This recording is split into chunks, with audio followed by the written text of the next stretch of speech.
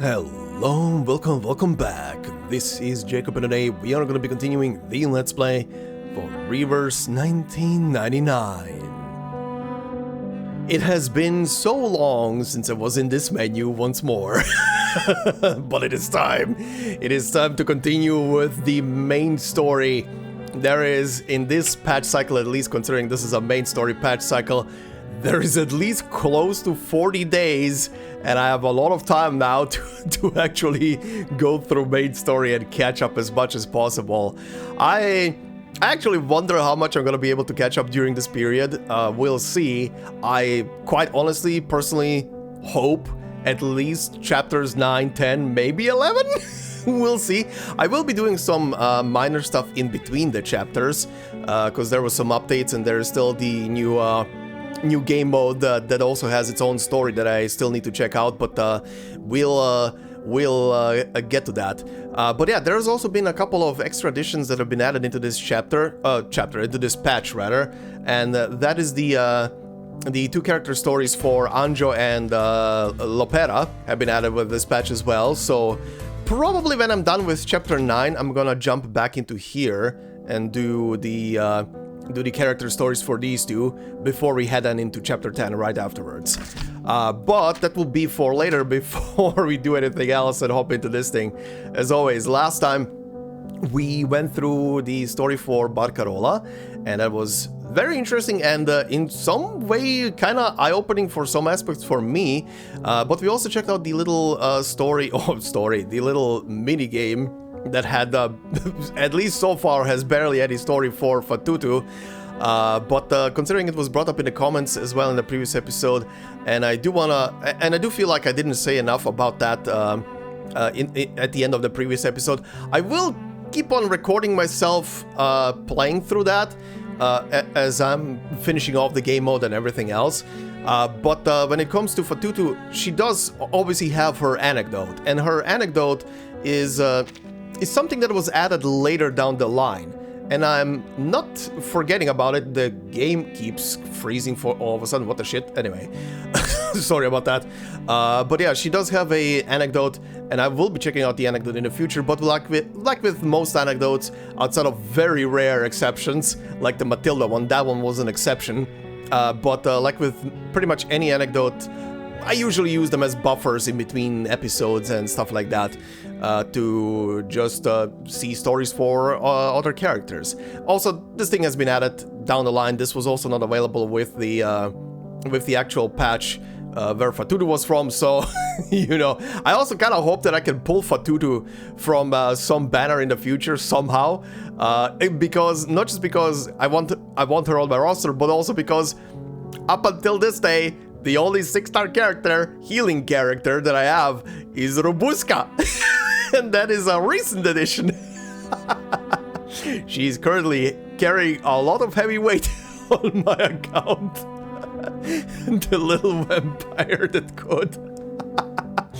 But yeah, anyway, I will get to Fatutu's anecdote in the future, so don't worry about that. In the meantime, I'll capture the rest of the footage from the minigame, and if there's gonna be anything in there that is worth showing off, I'll include it when I'm gonna be doing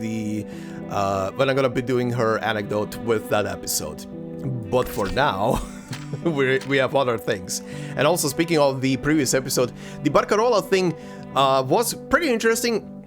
For me personally, it was interesting because it kind of went over a fact that I was kind of probably misremembering in a sense, and that was her parents. I remembered from the main portion of the story that Barcarola had kind of like animosity towards her hometown and how they see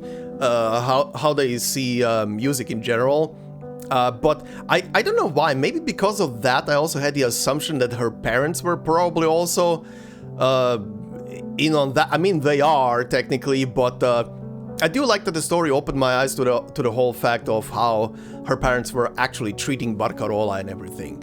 And one person who put that very, very, very well on the previous episode was Random Situation, who said, forgot to add this, so I'll write it in my own reply. 2.4 has left an interesting impression on me. Despite the patch, having been out for like a year now, I can't help but feel like I've missed the undertones of the story.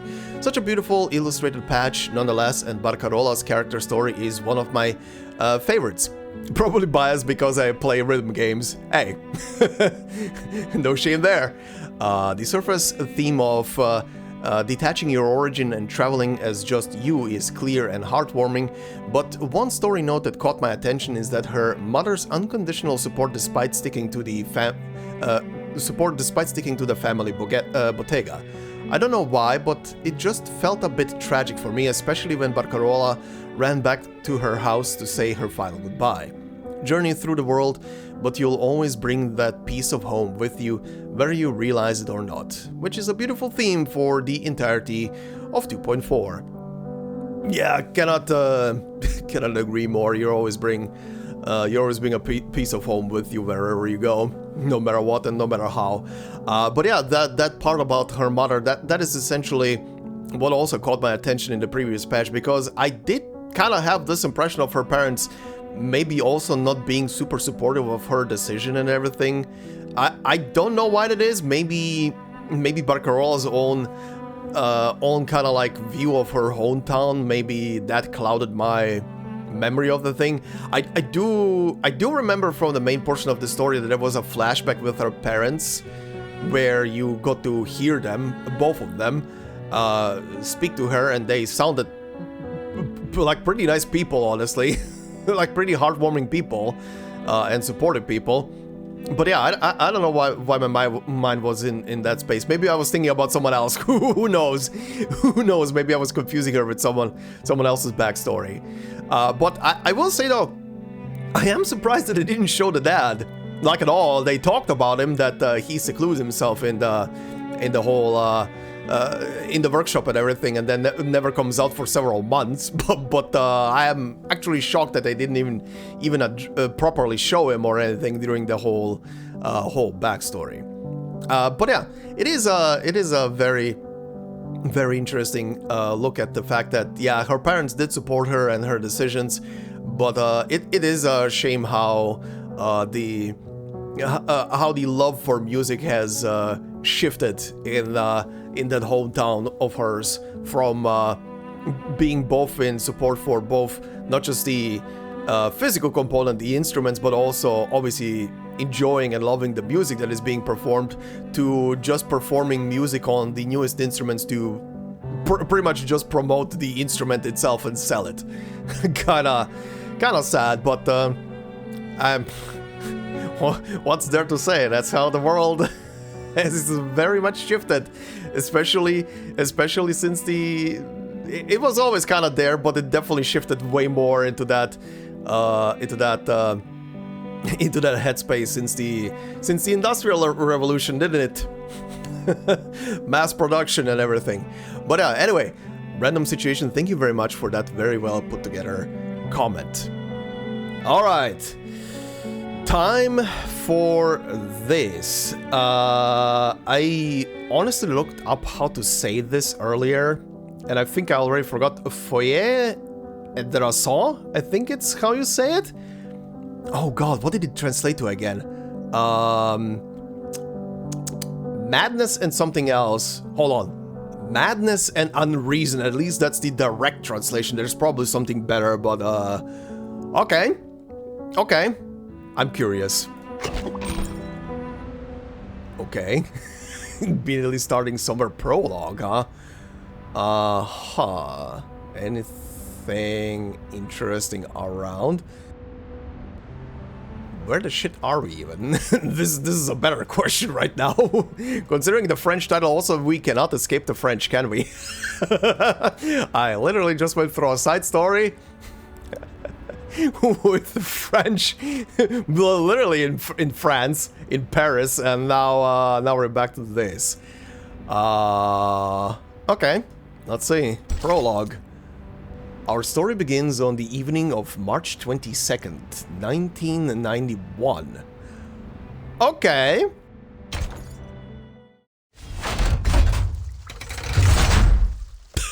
Oh no, are we back in prison?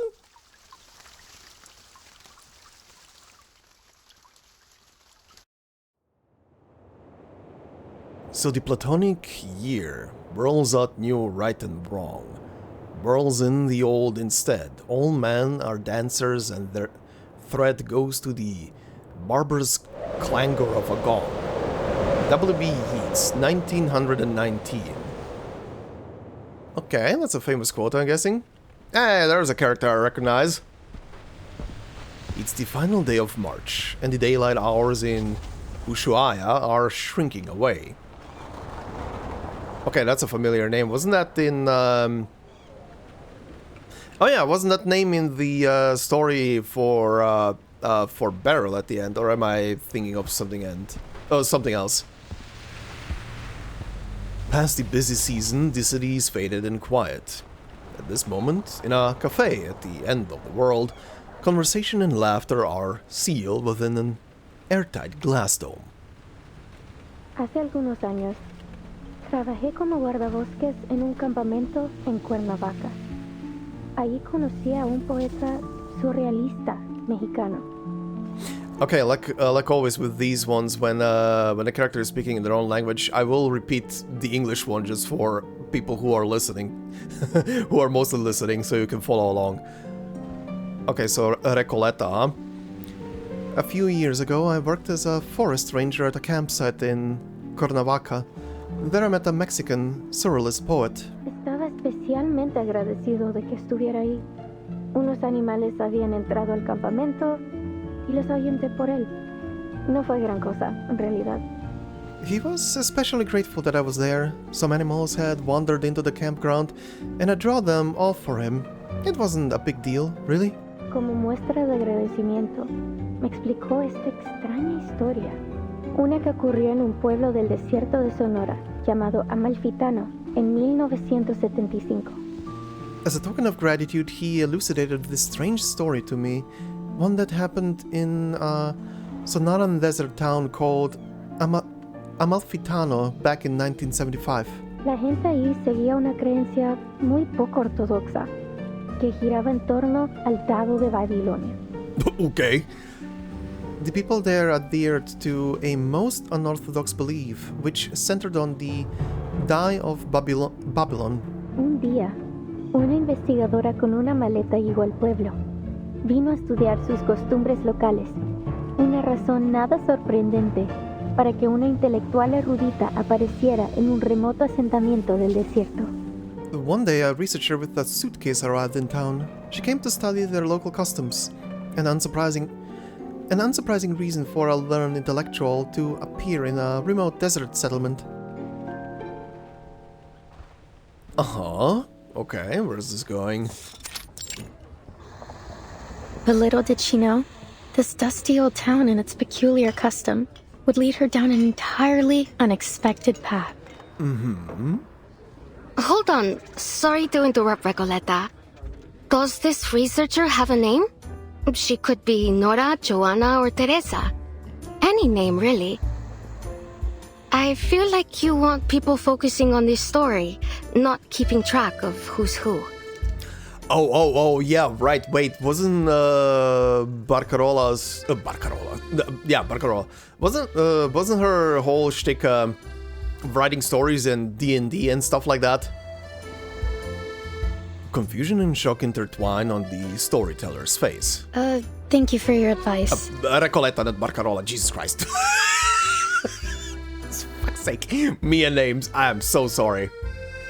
But she isn't a Nora, or a Joanna, or a Teresa. She's just herself, a paracausality researcher. Paracausality? That's a big word. Actually, wait, paracausality? Why am I getting Destiny lore links? Okay, that sounds like a Destiny term anyway. Alright, I guess I'm gonna take this from the Destiny wiki. But only one sentence that describes it pretty perfectly, I guess. Paracausality is described as an intervention in reality from outside parallel to causality. Okay, thanks Destiny lore, you're actually coming in clutch, what the hell. But yeah, TLDR, it's a term used in sci-fi. You see that look? She's halfway to eating you alive. Face it, Maria. She wouldn't be the loca we know if she listened to anyone. Ah, alright. So you didn't like the opening. Fine. I'll come up with something new. Maybe I'll start with a bit of exposition on the Die of Babylon, beginning with its origins as a secret relic created by an Aztec priest, imprisoned by the conquistadores. The mysterious Die's origins never get a continuation, as her story is interrupted a second time. I don't know if that's going to do much, hermana. I'm beginning to think we'll never figure out what you're trying to say with this novel. And, well... and this isn't your fault. Ay, Dios. Just tell her, Maria. We're going back to Buenos Aires. ¿De vuelta a Buenos Aires? ¿De repente? ¿Así? ¿Sin más? All of a sudden, just like that? Pancho, Maria, what's going on? Did I do something wrong during our travels? The startled storyteller eyes her companions of the last 2 months, searching for reasons. Ah, see. I know what it is. I've bored you with my constant rambling over this novel. No, Recoleta. It's got nothing to do with your novel. Don't you get it? We're flat broke. Why do you think we're stuck here scrubbing tables? Well, that makes sense.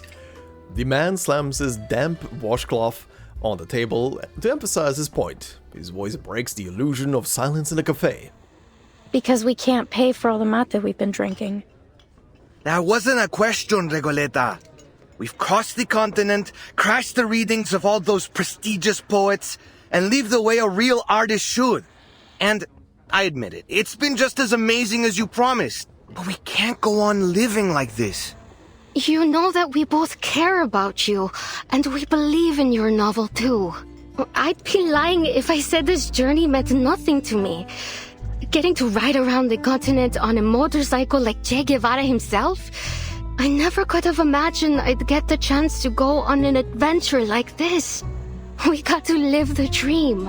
A real dream. Except for those days when the motorcycle broke down. Though that was a real tribute to Che's journey too. Yeah?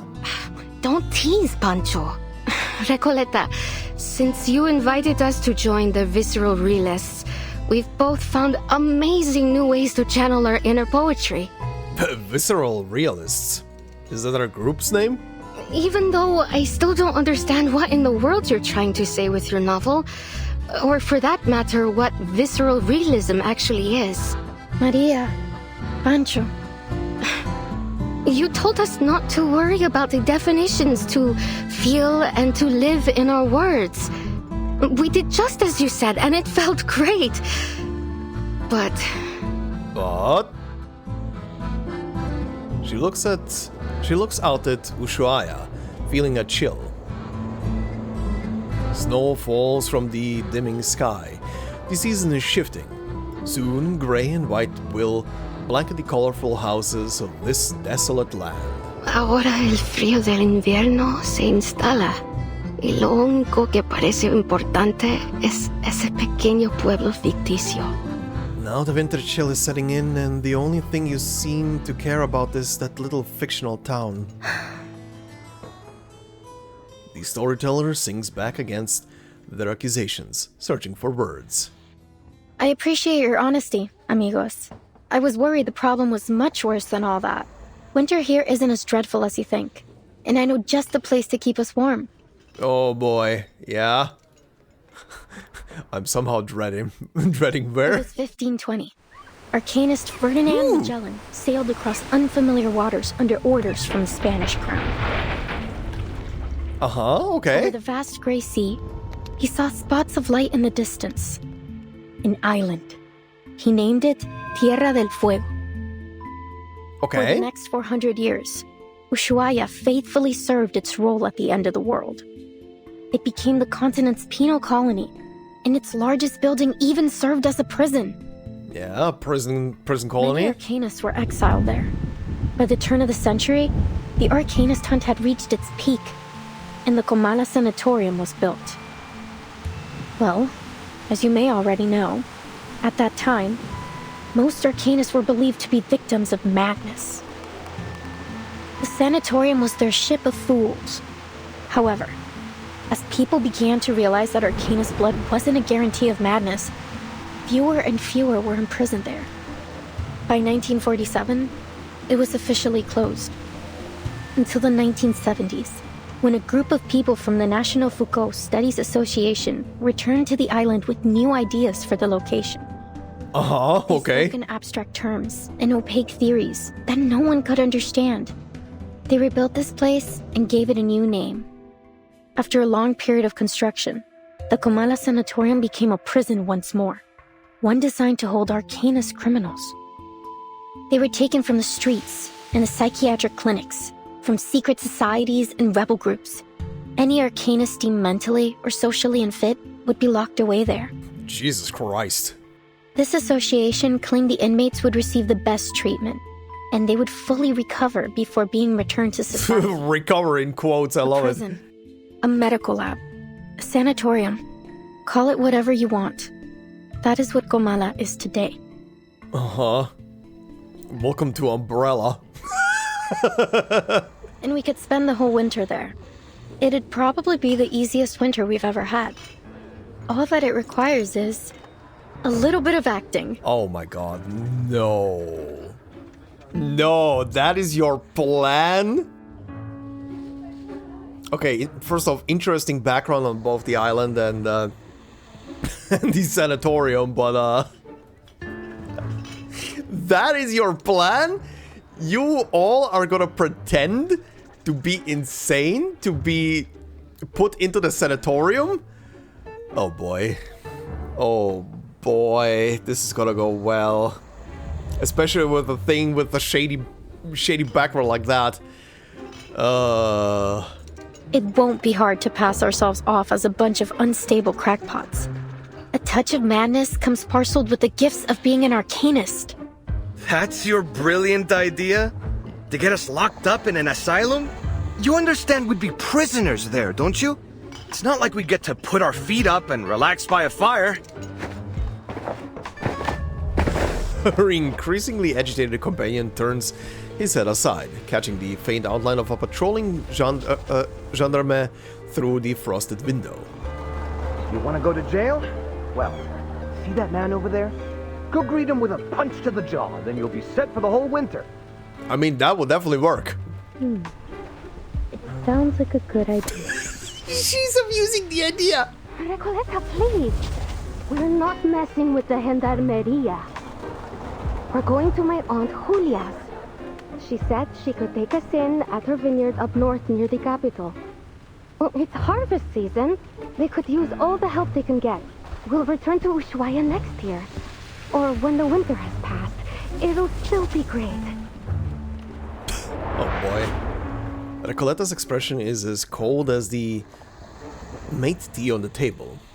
I hear you, amigos. But respectfully, I must turn down your offer.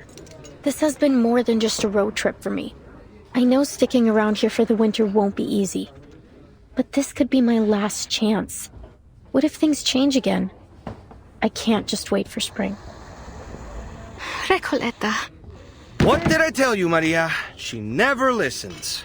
Wasting your breath. Adios, Recoleta. I don't think we'll meet again. Punch's apologetic words freeze in his mouth. Uh-oh. Mierda! Those gendarmes are looking straight at us! What? What? Indeed. The cafe door swings open. A gust of cold air and dampness sweeps through the room. Recoleta's hair stands on end with the chill as she turns to face the door. Stop right there! You three match the descriptions of some intruders at the poetry meeting in Casa Pionera. What? Recoleta plans a response, only to hear the scrambling sounds of her companions bolting away out the back door. Just when I thought things couldn't get any worse. Oh yeah, right, this was a battle stage. I forgot. Alright, who are we fighting?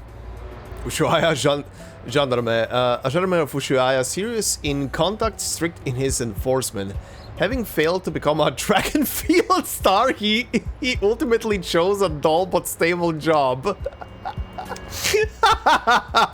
Wow. Dissing the police, huh? You all have the same thing? Yeah, okay. Armed persuasion, intimidate, commandment. Alright, might as well put a team together, I guess?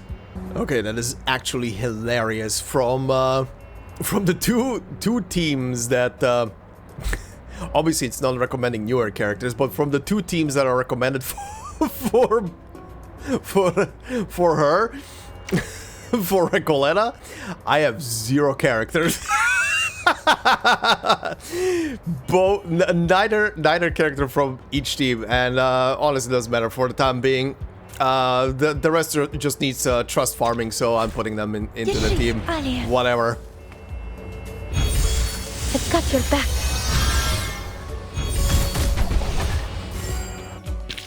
Nicely I done. haven't had a eureka moment like this in a while. The poem I just wrote is amazing. Huh? Wait. You weren't listening, were you? Then let's do this again. Oh god, no. She has a very long outro line. Comala's Callers. I thought I misread that. Callers. Callers in the darkness, a touch from 1,000 miles away, and a fragrance that can be savored without tasting can all be found here. Alright.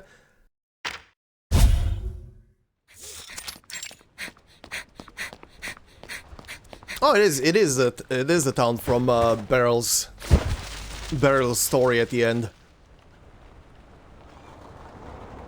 Ouch. Oh, was there text? I wasn't even paying attention. The gendarmes are left behind in the cold, but the flustered young rider still dares not stop running. Until she stumbles on a patch of wet and mushy snow. Oh, gracias a Dios. Creo que los perdimos.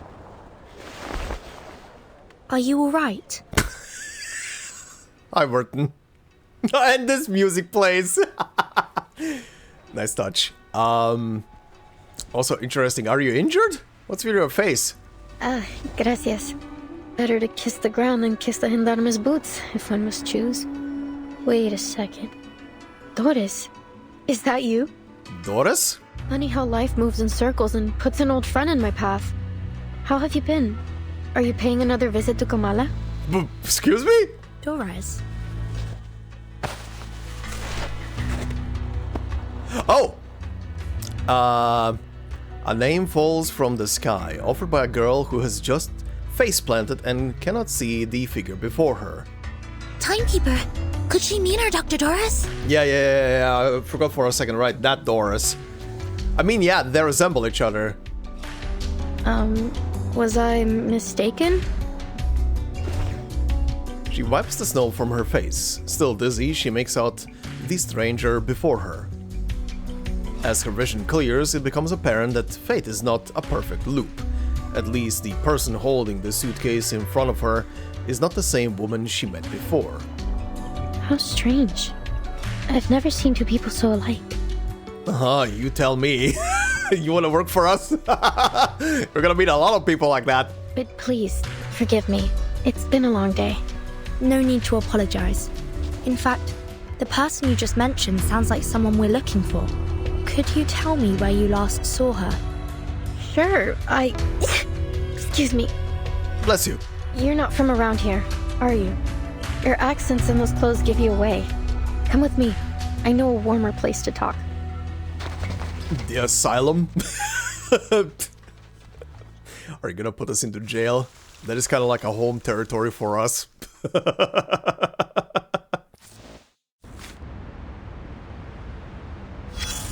Oh my god, 3 things immediately. Okay, let's start from the top then. Conch first. Oh yeah, this was the veteran, right? The moment armies start to march, the world stands still. Yep, the veteran. You fight or fall back, charge forward or run. Those are the only rules on the battlefield. I don't see a start time on this report, nor does it state the reason for or the demands of this war. That's because the war hasn't started yet, because this is a war waged with paper and pens. Yeah, second one. Ah, a literary war. Indeed, the violence acted upon words is often just as devastating as an order on a battlefield. Words must fulfill their duties to their creators, just as soldiers must answer to their commanders. I still don't see how this relates to what's happening now. You don't? The young writers have all been exiled, sent down a path with no signs to follow and no destination. In dark days of bloody conflict, soldiers often find comfort in scriptures and verses, or in letters from their loved ones. They hold those words close, a fragile piece of home, a brief solace from the roaring of the battlefield. But as they fall one by one, they learn the bitter truth. No destiny awaits them but death. That bitter homesickness still weighing heavy in their hearts. I hope they can at least find some peace in their dreams. In dreams? Maybe. Walking the streets of your hometown, spending a lazy afternoon at the writing desk.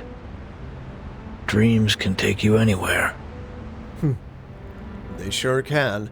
Also, just to remind both myself and everybody, I do remember that I can just close this out and then go back through the conversation to see the other response. But like I said in the past, I'm gonna do this for specific ones where I feel like both answers can give something completely, could give something completely different, or if it just piques my interest. This one was fine.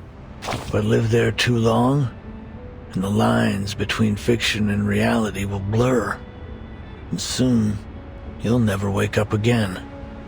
Soldiers crawl through trenches, roll in the mud, and charge to their deaths again and again, while words are forever trapped within the confines of poetry, made to live, die, and live again under the golden prophecy. Ugh, I can't stand the way poets talk. Interesting conversation. This is definitely foreshadowing something. That was an interesting picture as well. Definitely a prison of sorts in the background with a spiral staircase going up and down. Okay. Interesting. Oh, this immediately opens up the next one. Okay, first. Buenos Aires Division Intake Report. Authority. It's always so flexible. The Buenos Aires Division has received members of the Storm research team, Ulrich and Regulus. Both are to be temporarily stationed at the division while undergoing basic health examinations. Okay, if I'm right, going by the right assumption here, this chapter right now is playing right after Last Evenings on Earth, right?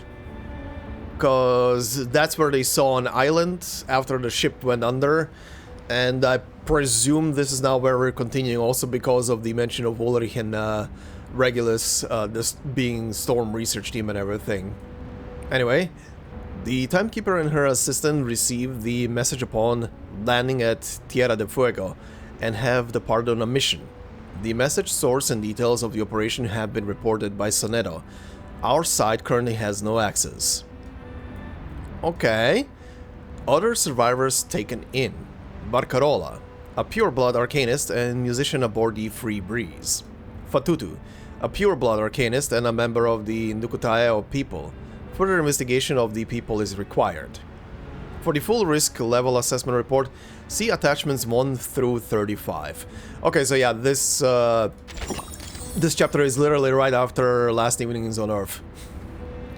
How very appropriate, right? But anyway, I had to go through that anyway to continue with the main story. Okay, let's see. The Ushuaia port explosion. Reports, endless reports. Why are there only ever reports? Okay, port explosion, huh? The tremors from the explosion at Ushuaia port shook the surroundings for nearly 10 seconds, after which strong winds carried the flames across the dock area. Thick smoke spread for several kilometers. The explosion injured 12 people, over 200 residents were evacuated, and it took the Navy and Fire Department nearly 6 hours to contain the fire. Unfortunately, key logistic facilities were reduced to ruins. Investigations confirmed that the explosions originated from 3 sources: an oil storage tank and 2 cargo warehouses along the third dock. However, the disproportionate scale of the explosions raises suspicions of arcane skill involvement. It is still unclear whether this incident is related to the Xeno mutiny, and simultaneous investigations are ongoing into other Arcanist organizations that may be responsible. What the hell is this? You call this a report? This is all you're handing in? Panic is already spreading. Do I need to remind you that Ushuaia is our nearest deep water port? Flames higher than the lighthouse, seawater dyed blood red. This catastrophe is bringing up painful memories of the war from over a decade ago. Our wounds are being torn open in the worst way possible, and after all this time I gave you to investigate, you're just giving me a list of possibilities? A few days ago, people suspected those lunatics locked up in prison. But what the hell can they even do besides bash their heads against barbed wire and spout their pathetic rhetoric?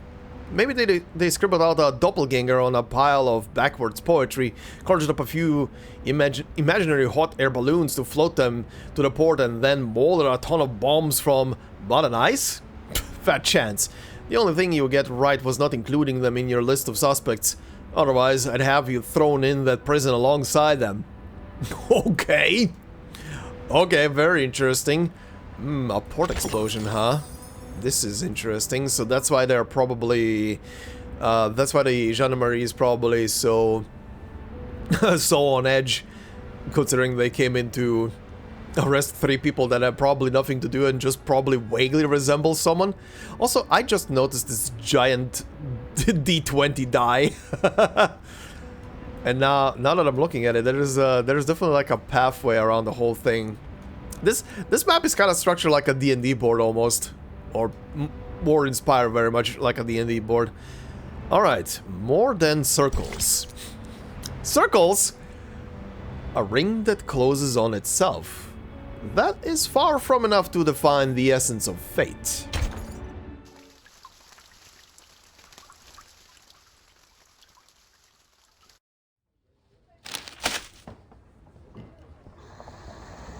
According to these news reports from Ushuaia, there was an arcane attack on the pier about a week ago. All the ships in the port were destroyed. I literally read about that just now, and someone was very, very pissed about the report. Could Manus Vindictae be responsible for this? Or perhaps the Xeno rebels? Hard to say. But things have been suspiciously quiet these past few days. Speaking of Xeno rebels, a certain Xeno daddy. I know he's pullable in the second half of this patch cycle. I will definitely be pulling for him. But there's also a new character currently on the banner. I will be pulling for her as well on the end of today's episode. Hopefully that goes well. I had been hoping we'd find some clues here in Ushuaia after we lost track of the Manus in the Free Breeze shipwreck. They would have gone to ground somewhere remote and off the radar. Indeed, it's possible they've already left Ushuaia.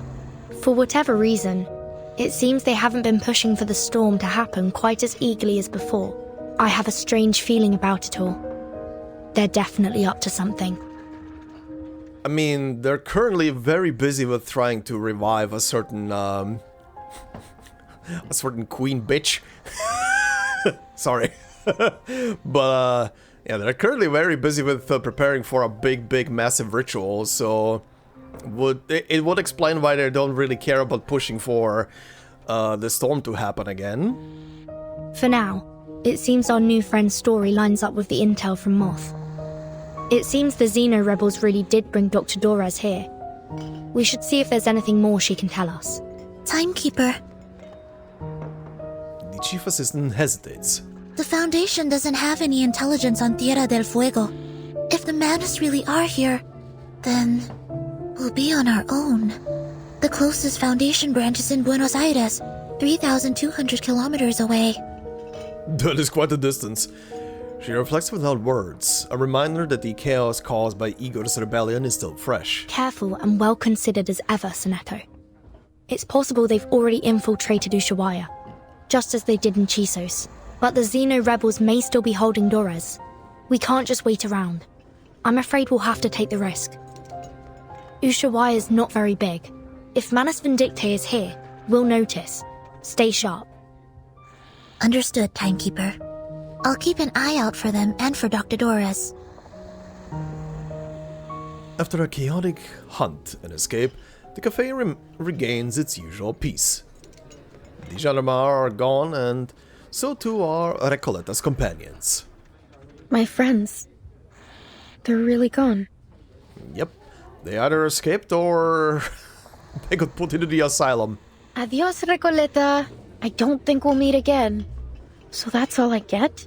We could have exchanged some farewell poems, read them out loud like we used to, and shed a few bitter tears over our heartfelt goodbyes.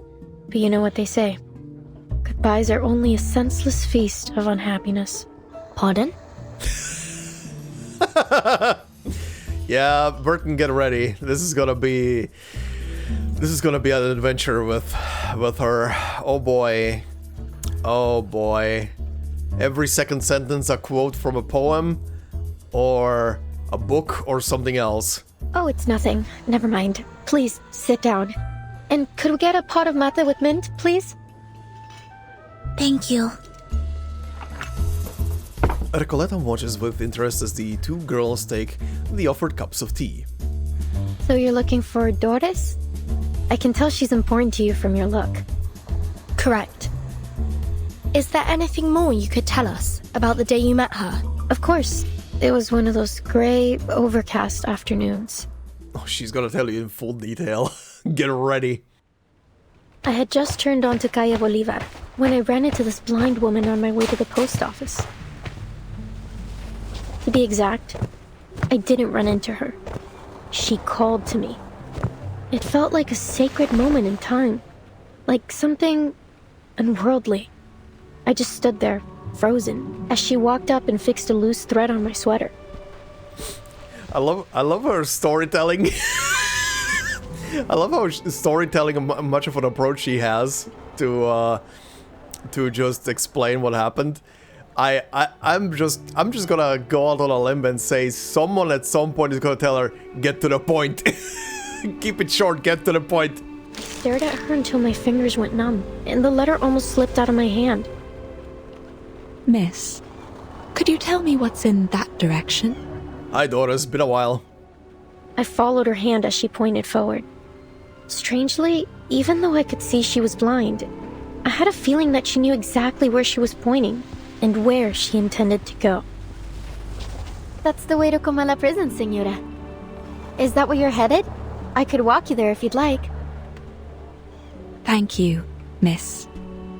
But I think I found my way. Also, very interesting that they kidnapped her and brought her here, but she's now roaming around on her own? Without any guard or anybody watching her? Seemingly, at least? She held a typewriter. How ironic that God would give her, at once, both books and night. I am Recoleta. What may I call you, miss? I hope you don't mind me asking, Senora. I didn't mean to pry. It's only that I have to know. You're a writer too, aren't you? I've been working on a novel and, for some reason, I have this feeling you could be a character in it.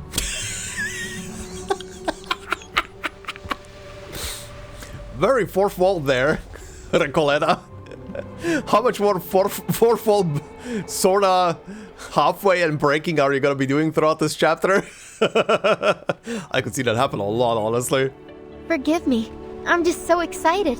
I really want to remember this moment. Please, may I have your name? Or whatever you'd like me to call you? I don't think I'll ever forget her smile. It was soft, kind, almost merciful. And oddly, it felt so ancient. Uh-huh. That is definitely a phrase to attach to this character. I would say ancient, huh? Uh-huh. No offense taken, Miss Recoleta. But first, I have a question for you. What does literature mean to you? Sorry? What a question it was. I wasn't expecting anything like it. You're a writer, are you not? And one, I sense, with purpose. Tell me, where does such powerful motivation come from? Actually, well, I'm not sure, Senora. I have my pursuits and questions, but literature is neither the goal nor the answer to them. Literature is, well, it's just literature. I suppose if I had to define it, I'd say it's a tool. A kindling for fire, or a lens to see through. A means to explore and raise questions from different angles and express our perspectives. And what an interesting perspective you've expressed. I see. But how does literature make you feel? As though I'm a kid looking through a kaleidoscope for the first time. Well, maybe that's not the best way to put it. Perhaps something a little more subtle. Just when I was looking for the right word, she turned away with a little wave, heading toward the prison, her feet crunching over the fine snow. Okay, and how did you get her name then? So she must have gone to the prison. When did all of this happen? About 3 days ago. I remember the sun came out for a while that day, and the streets were glistening with melting snow. You've heard of Comala prison, haven't you? Word by word, the question turns from a implication into a declaration. 3 days ago. Then we may be able to catch up with her there, Timekeeper. You're right. We need to get there as soon as we can. Whoa, amazing. So decisive, assertive. A true show of character. A true show of a main character. You must be the very archetype of a charismatic leader. What's left to say? Whenever the protagonist has what they want fall into their laps, we're all quick to complain about lazy writers using Deus Ex Machina to keep the story together. So, let's not dwell on it. This is the self-insert character, isn't it? This is the writer self-insert character of I'm gonna call myself out. She reconciles this observation with a silent nod to an unseen author. I was right. Okay, moving on. But anything can happen in a place like Ushuaia. It's a city where the day may only last 4 hours, and the streets are full of exiled Arcanists. We appreciate your help, Miss Recoleta, please think nothing of it. Miss Recoleta. I'm Vertin, and this is Sonetto. We're investigators from the St. Pavlov Foundation. Pleasure to meet you. Likewise. Glad that I could help. But listen, ladies. The girl winks playfully. Everything happens for a reason, and now it's becoming clear. You're going to Comala prison, and so am I. Maybe it's fate that brought us together. No, this is not fate. This is just a trope. This is. Maybe it is fate. Maybe I'm wrong. Maybe it is fate. Maybe this is the fated thing for Vertin and whoever is around Vertin to happen every single time you go to prison and you're behind bars for a brief moment, and then you break out. Yeah. It's a loop. What's your business there? If you don't mind our asking. Oh, it's a writer's mission. But anyway, we're friends now. Recoleta, I have another writer I want to introduce you to, but he's kind of occupied with a lake right now. It's not a loop. It's a spiral. If you're going to Comala, you'll need someone who knows the way. He's occupied with a lake and with spirals.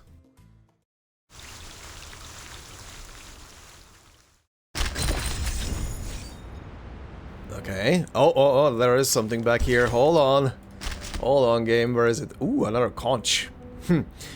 Let's see. Ushuaia, the end of the world. Where is this place? The furthest edge of civilization. Ah, it's one of these, okay.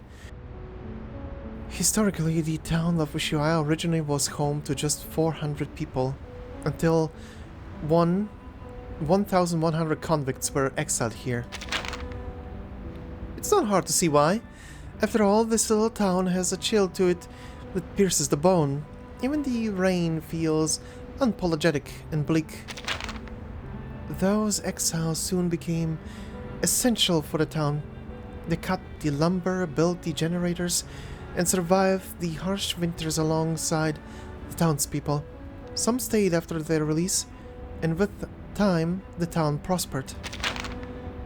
A town so deeply intertwined with stories of exile and imprisonment. Don't you think that gives it a certain mysterious, intricate, unspoken charm?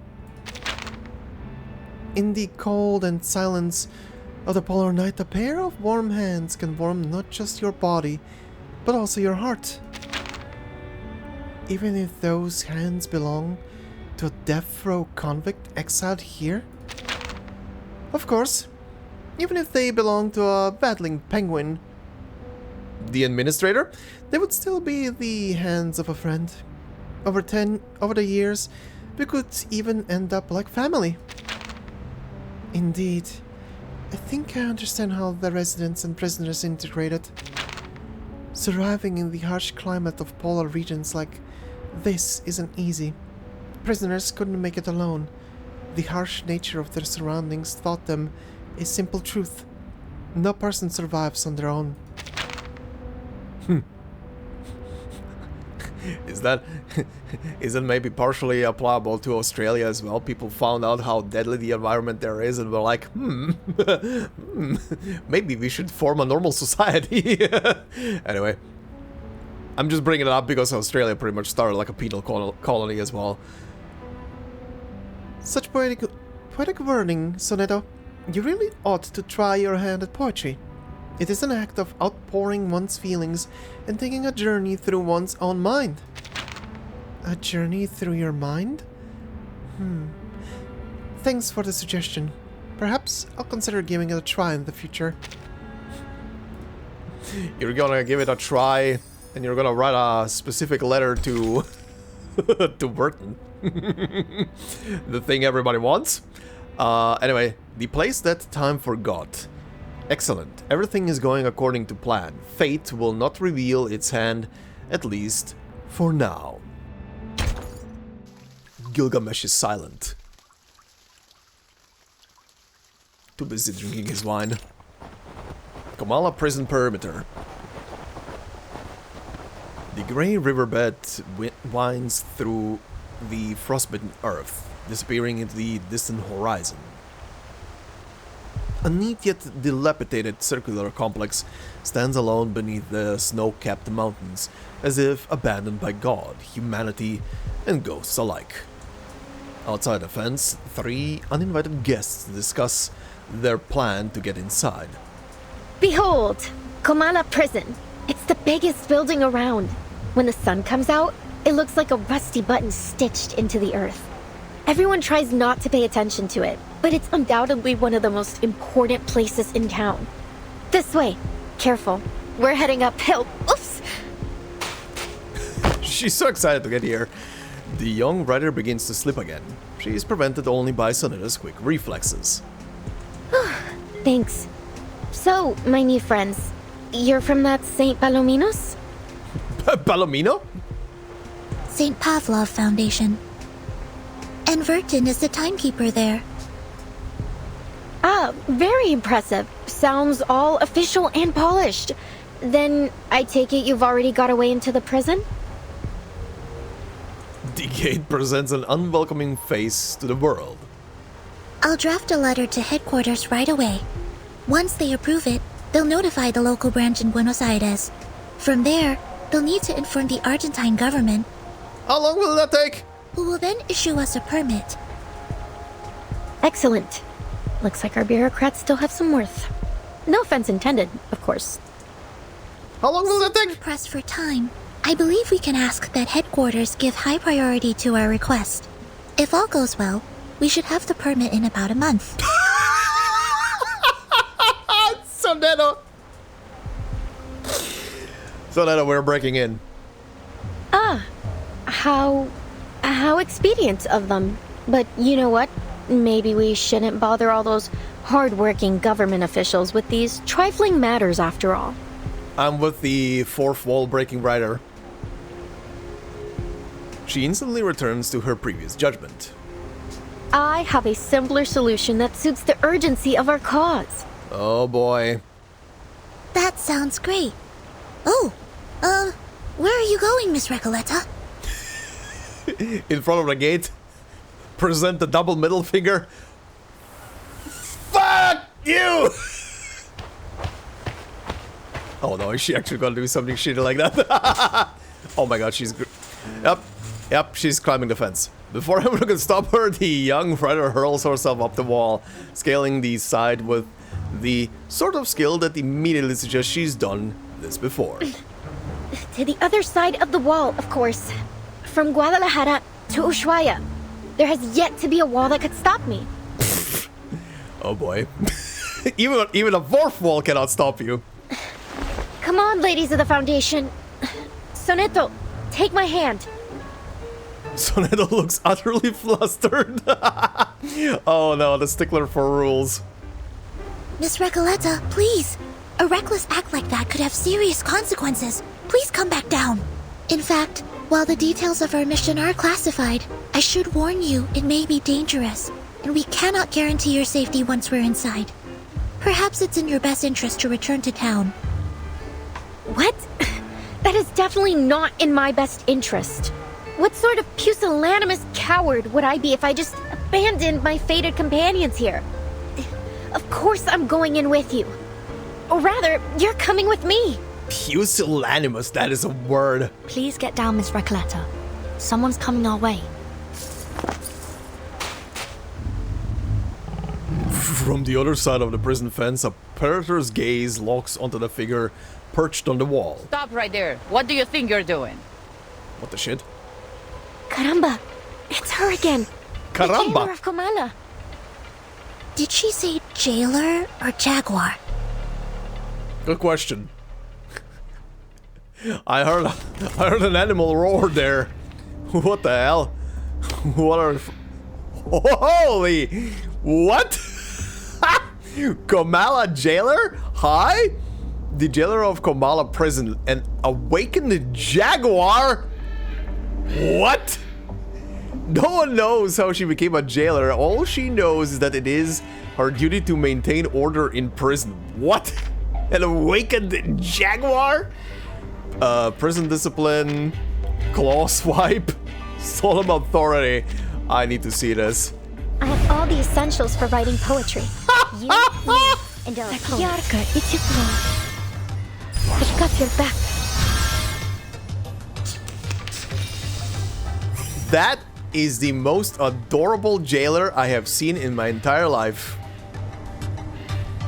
Who's a good kitty? Who's a good kitty? Who gets all the scratches? Who gets all the scratches, scratches, scratches? Sorry. A truly villainous moment. Was I able to take care of everyone? Truly villainous moment. We've bullied a big cat. Miss Recoleta, haven't I made myself clear? I don't want to see you here again. God.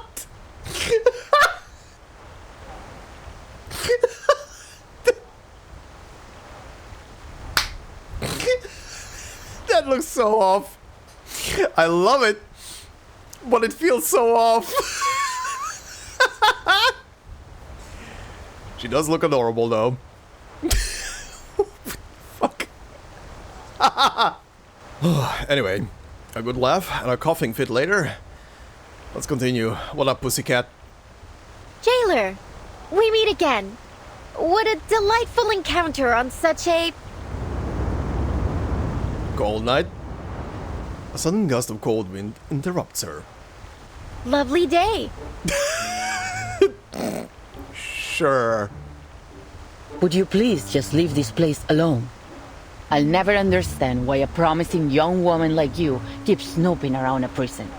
I can't make this any clearer. Trying to break into Comala will do nothing to get you inside, but it will get you into a world of trouble with the Gendarmeria. So, will you stop these senseless breaking attempts? Comala prison is only accessible to academic researchers and journalists, and even they must have official credentials in order to enter. Isn't there any other way to pay a visit? I truly do need to get in there. She racks her brain for a plausible excuse. Sorry to interrupt, but did you just say official credentials? Yes, you heard me right. And you are?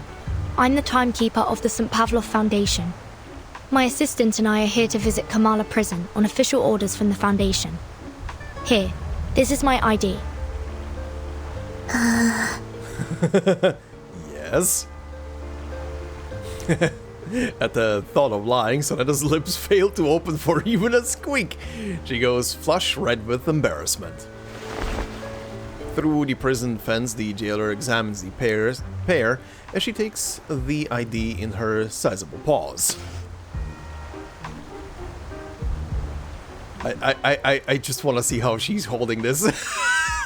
It is at least a very presentable looking card, boldly stamped with the seal of the St. Paulo Foundation. This is indeed legitimate. Must be destroyed with animus a light once lost. Okay. I never noticed that. She murmurs. Welcome to Comala prison. Apologies for my earlier behavior. It's been a while since we've had any official visitors. Well, that was easy. Where's the catch?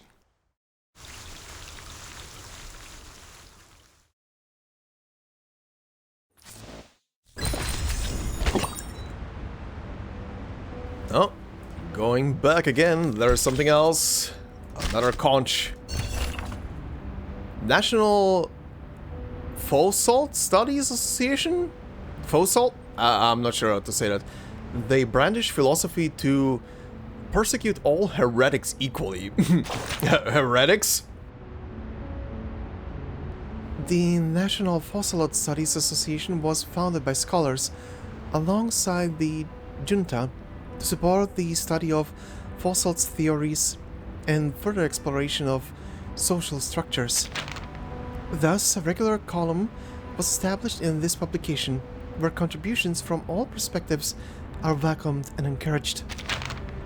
This newspaper is about as old as I am, yet we somehow managed to find a copy.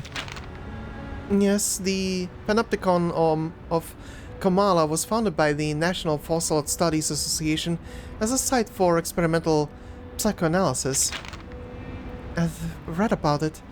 A single watcher could observe all prisoners, and since the prisoners never knew if they were being watched or not, the surveillance system infiltrated every detail of their lives. Interesting, yeah?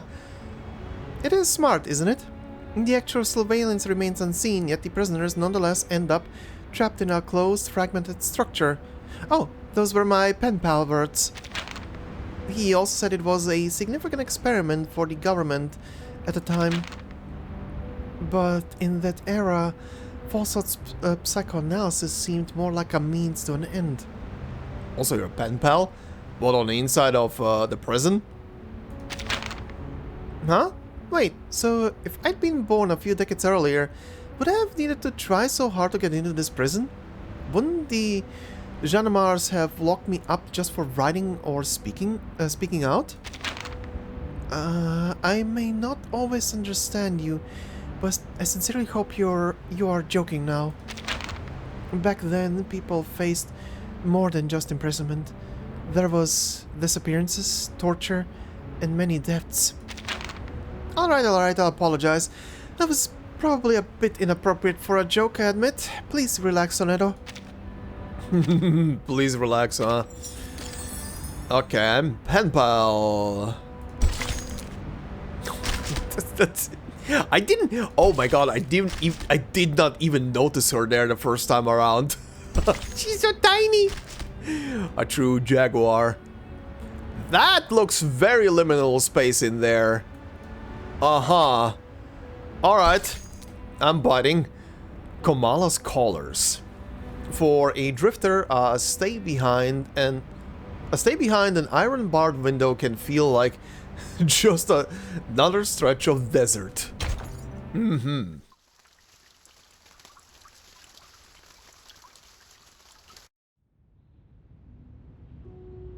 Oh boy, Día what now? tras día, la investigadora de paracausalidad se escondía en la naturaleza fuera del pueblo de Amalfitano, estudiando los datos que había recolectado.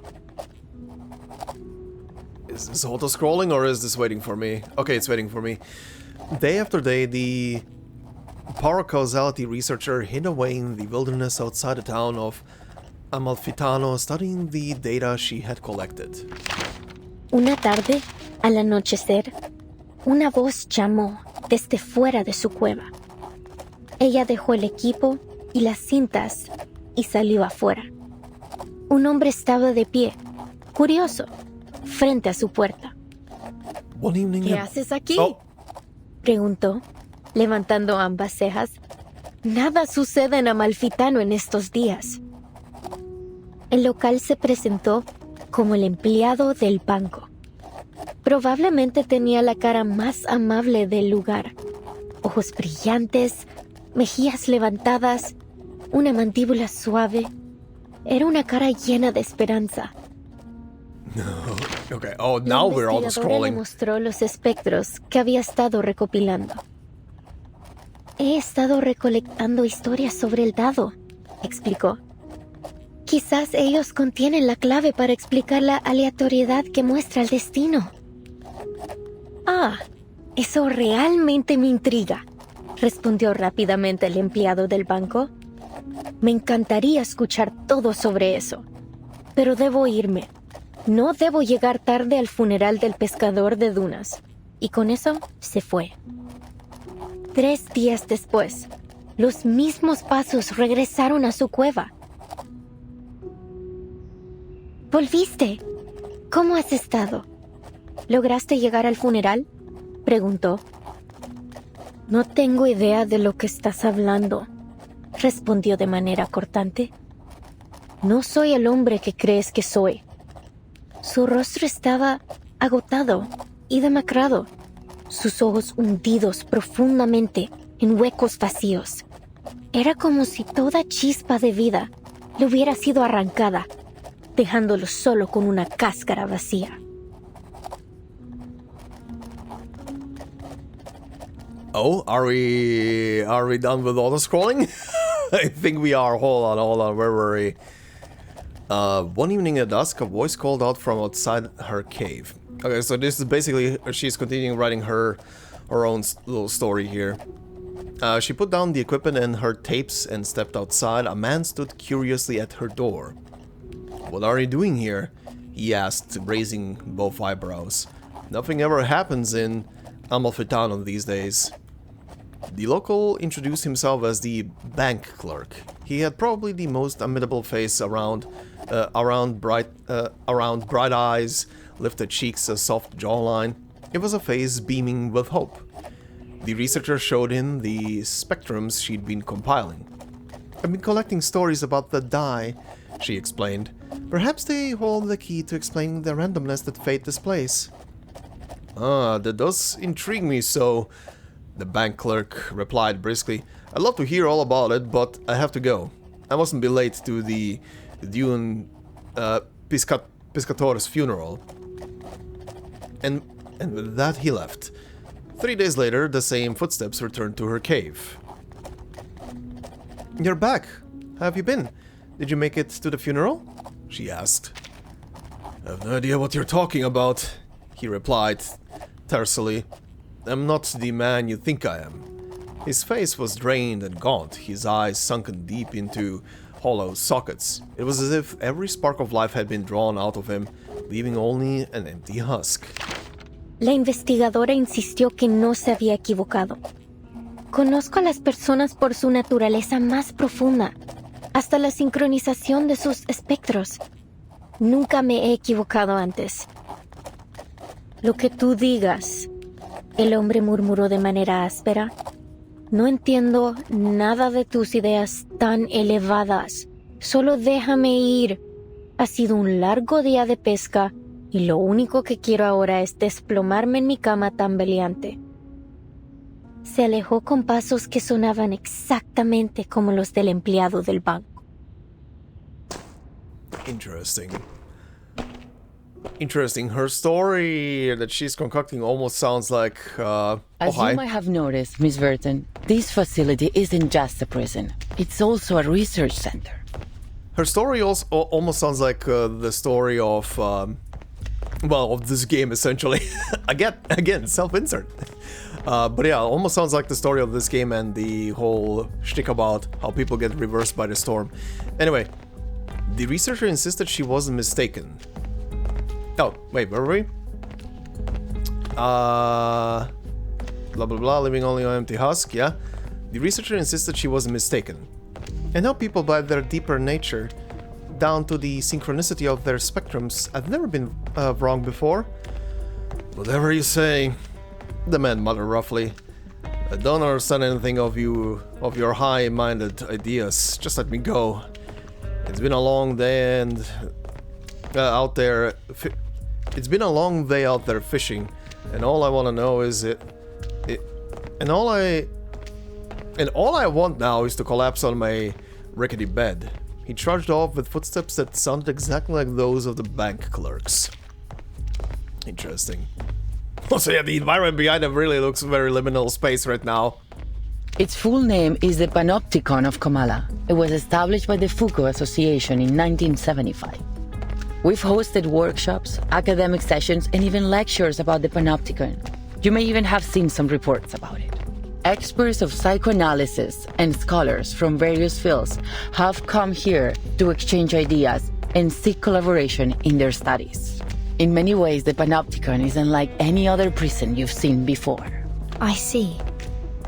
No wonder Miss Recoleta has gone to such lengths to become a part of it. Actually, my assistant and I are here to inquire about a prisoner named Doris. Does that name sound familiar? If she's even here. Not that I recall. Could she have used a different name? What does she look like? Very similar to the person right in front of you. She'd have arrived here about 3 days ago. It's also possible that she came as a visitor, not a prisoner. She's a blind woman who always carries an old typewriter. She used to be a doctor at the Sao Paulo Veterans Residence in Brazil, and on the subject of different names, she once wrote for Atu, under the name Erd. I don't think I've seen anyone fit in that description. And as I said, we haven't had any visitors in some time. Certainly not in the last 3 days. Okay, either she didn't appear here or they're hiding something. But I did see her. I saw her walking towards Comala prison. Someone must have mixed up their memories. Simply put, I don't recall seeing anyone by that name or with that description here. I see. Thank you, miss. Perhaps we made a mistake. Sensing that her current line of questioning is going nowhere, she shifts toward a different topic. Miss Recoleta, you've gone to great lengths to get into the Panopticon. Would you mind telling us why? Finally! I've been waiting for you to ask. I'm here to find my pen pal in Comala. Yep, as mentioned before. You have a pen pal? In here? Yes. 6 months ago, I went to a book exhibition in Guadalajara and came across the contact details of a few writers. I sent them my novel and asked for feedback. Looking back, it was a bit forward, but nothing unheard of between writers. A lot of friendships start through letters, you see, and Aleph wrote back. Recoleta produces a thick stack of letters from her coat. The recipient's address changes with each letter, reflecting the turbulent lifestyle of the wandering writer. Yet the sender's address is eternally constant. Comala. And how much do you know about this pen pal of yours? Oh, well, he calls himself Aleph, which is a grammatically masculine word, so... Oh, just you wait. I purely know who it is because playable unit, right? But, oh, just you wait until you see him. So you assume Aleph is a man? A reasonable suspicion, but in her experience, never certainty. Yes, he's probably a poet, a writer, perhaps even an alchemist. He's one of the brightest people I know. There's never been a question that he couldn't answer. I've asked him about religion, politics, history, potions, even critters in length and breadth. Can you imagine someone who knows all those things and so extensively too? And he helped me with my novel. He always seems to know the best ways to bring my characters to life. Honestly, he's so insightful. I've begun wondering if he's omniscient. Okay, interesting. With his help, my story grew richer and fuller, like a well-tended plant. Strangely, can't seem to take it any further now. It's as if the roots have been sapped of their strength. I couldn't understand why. So, I resolved that I would see him in person to find out. Again with this story about your uncanny pen pal, I've already told you 1,000 times. It's all very moving, but it still doesn't justify your actions. Writers experience mental blocks all the time, yet you don't see them trying to break into a prison over it. She does have a point. Please, Vertin, jailer, have a little mercy, will you? Hold on. I've been meaning to ask. Why are you only calling her jailer? Don't you know her name? Or do you just prefer addressing people by their occupation? Oh, about that. Unexpectedly, it is the Jaguar herself that speaks up. It's okay, Miss Vertin. I don't mind being called by my job title. I take pride in what I do. I'm perfectly fine with just being the jailer. Exactly. A researcher is a researcher, and a jailer is a jailer. Okay, interesting. Hmm? Yeah? Titles and codenames often tell us more about people than their ordinary given names, don't you think? Take Sonetto, for example. Oh god. Your name comes from sonnets, doesn't it? Uh-huh. That great poetic form from Italy. Yeah? Some people mistakenly think Shakespeare invented it. Some say it was Petrarca, though no one really knows when the first sonnet was written. Sorry, I'm straying from my point. You're Italian, aren't you, Sonetto? Is that your real name or just a code name? Were your parents poets? You are really insightful. As much as I'd like to be able to answer your question, I never knew my parents. My earliest memories were of the School of Primary Defense of Mankind. I've lived there since I was a small child. My apologies. That was thoughtless of me. It's fine. You meant no ill intent, I'm sure. Timekeeper, if Miss Recoleta was right about Dr. Doris's whereabouts, perhaps the jailer is keeping things from us. Or perhaps Dr. Doris visited the Panopticon without her knowledge. Either way, we need to do some digging here. I agree. Let's see if we can talk to some of the inmates and find out what they know. Okay then, as they chat the corridors until now endless, reach a terminal point. We're about to enter the main hall of the Panopticon. Oh boy. Reach a terminal point, with voices echoing ahead. This is one of the places where the inmates spend their recreation time. At this hour, they are supposed to be in their cells. But what's all that noise? The jailer seems to be tense with the apparently unusual amount of noise. Miss Vertin, could you keep an eye on Recoleta if anything happens? Recoleta tries her best to avoid the hard stare of the feline jailer by blending into the Foundation team. Certainly. What do you take me for? I'm not going to run away. That'd be a pretty cheesy way to start a story. Oh, shut up. Oh, shut up. Please, Just stay close to me. This character is way too self-aware. This character is way too self-aware. Oh, we have mandatory things. What the shit is that icon? Huh? Volume 1? Okay, let's do this thing first. To the pen pal I never met. Perhaps the pen pal you never see is the one you truly need. Aleph, my dear pen pal. Enclosed is the latest version of my novel. In your last letter, you suggested the role of a bank clerk, marking Amalfitano with the stamp of the capitalist production model. An excellent idea. In this revision, I have incorporated some of my own thoughts as well. That is everything about my novel that I was impatient to share with you. Perhaps you won't mind me discussing something else? Throughout my creative journey, your encouragement and validation have been my greatest comfort when facing the countless closed doors of publishers. The long, futile efforts feel insignificant in the face of your understanding.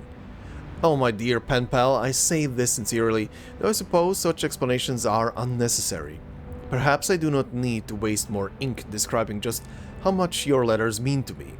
So I ask, with both sincerity and trepidation, may me speak in person about the dead, the desert, fate, the ending that troubles me so much, and the tides of imagination and insight that carry us both. Recoleta. At the poetry gathering in Santa Fe de Bogota's Open Air Theater, Colombia. Miss Recoleta, as I have mentioned several times in my letters, and as you may have already surmised, I reside in a prison. This is why I have never met my pen pals in person. Due to its remote location and cold climate, Ushuaia is not a place people readily visit. People would rather sip a hot drink in one of Buenos Aires' century-old cafes than travel such a distance. Finally, I still wish you the best on your creative path. Aleph, at the Comala prison in Ushuaia. Okay, interesting. She basically reached a point where she just wanted direct answers. Where her curiosity is taking over, essentially. What the shit is this? The Weaving of Shadows, Volume 1. Darkness has no form, the ever-shifting gaze seeps into every crevice. Enter the darkness. Oh, this is a cutscene? A female voice. Oh, looks like we've got a new arrival. It's pitch black in here. Can't be sure she's new just yet. Hey there! Welcome to La Sociedad de Poetas de las Americas. Or maybe she's one of those who broke out and came back of her own accord? Keeping quiet, huh? I get it. This must be a sacred moment for you. A return to the darkness. Whoa, this looks interesting. Corridor Comala prison. Oh, that was the typewriter. That was Doris. This looks very interesting, like echolocation, basically seeing just the outlines of the world. Wow. La Sociedad de Poetas de las Americas? The texture she felt on her way here do not match the words she just heard. Guided by her keen hearing, she pauses mid-step, in what seems to be a reasonably open space. The room falls into silence, like the longest minute in human history. Are you still there? A faint cough, a heave of a sigh in the darkness. Pardon me, but have we met before? This is my first time in this prison, as far as I can recall. Okay, unique model. What a strange thing to say. Prison. When was the last time we heard someone say that? Back when the narrator was published? Wait, you aren't some ancient ghost here in pursuit of realism, are you? There's a a theatrical flair in her voice. Whoa, you also got a unique model, huh? Rusty gates, pitch black cells, prison. Bars for exchanging letters, a peaceful and secluded place. Sociedad de Poetas. No, we don't know you. You three of them are spaced just far enough apart to barely make out each other's face in the dark. Oh wow, looks interesting. And you get a full-on Live 2D model, okay. What a wonderful example, Garcia. Exactly. It all depends on how you choose to see the world, my new friend. Roberta, we don't have much time. This might be the most important gathering of the month. No, maybe even of the year. You're right, Garcia. At this moment, nothing is more important than the salon the idealist has so carefully prepared. Idealist? A Manus leader? Probably? You should focus on sorting out those manuscripts first. Pardon the interruption, but might I ask why your organization is called La Sociedad de Poetas de las Americas? Assume it isn't simply due to geography. Don't worry, senora. Make it a point to introduce our Sociedad to every new friend, but now isn't quite the time. After this salon ends, we'll ask the jailer about your accommodations. Wait a minute. Roberta, your eyes are well adjusted to the dark. Use them. She's neither a newcomer nor a returnee. She's a blind woman. Please forgive Garcia's rudeness, senora. A sensory limitation can sometimes bring sharper intuition. In that colorful world of the mind, I'm sure what you see is even more beautiful than reality. But, if you weren't brought in by the physician, then why are you here? Interesting. These two characters have names, but everybody else they address with like a title. The theming of this whole chapter, huh? She tries to construct a fiction in her mind. Something that could justify the surreal nature of her arrival. Okay, outside the prison. From the humid trade winds of Sao Paulo to the crashing surf of the cliffs. Now this strange land greets me for the first time with nothing but cold silence. Hi. Yeah? Miss Erd is to be placed in Ushuaia's Comala prison. She is not to be treated as an ordinary inmate.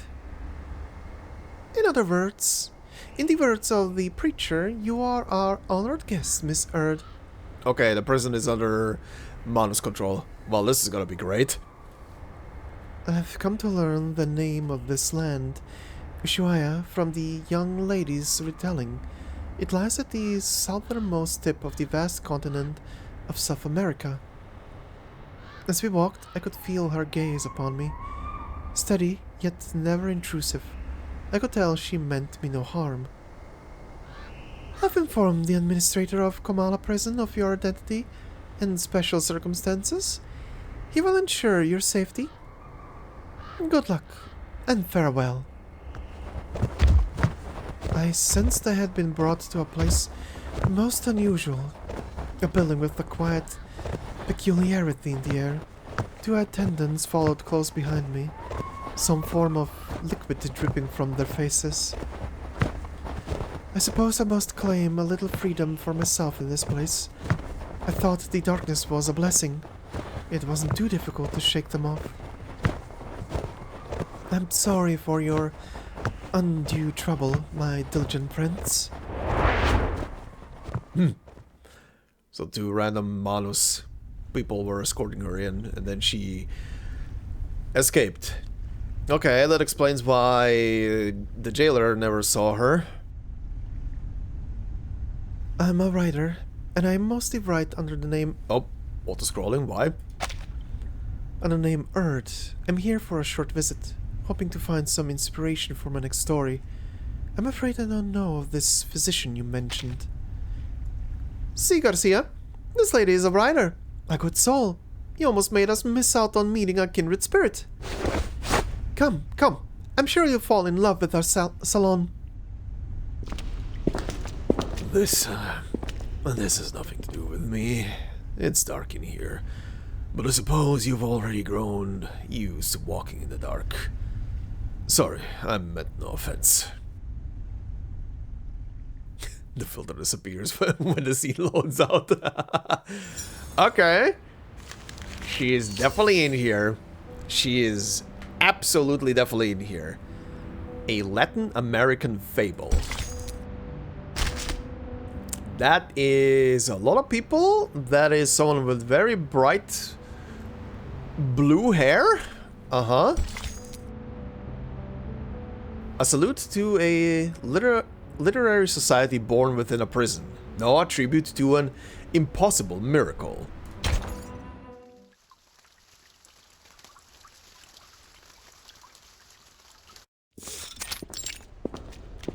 All of new encounters. I didn't expect any of this from what we saw outside. Very interesting arrangement, with a pool in the middle and everything. The mottled yet pristine walls, the still waters, the silent white tower standing within the labyrinth. Nearby, several prisoners form a circle, some standing, some sitting, engaged in conversation.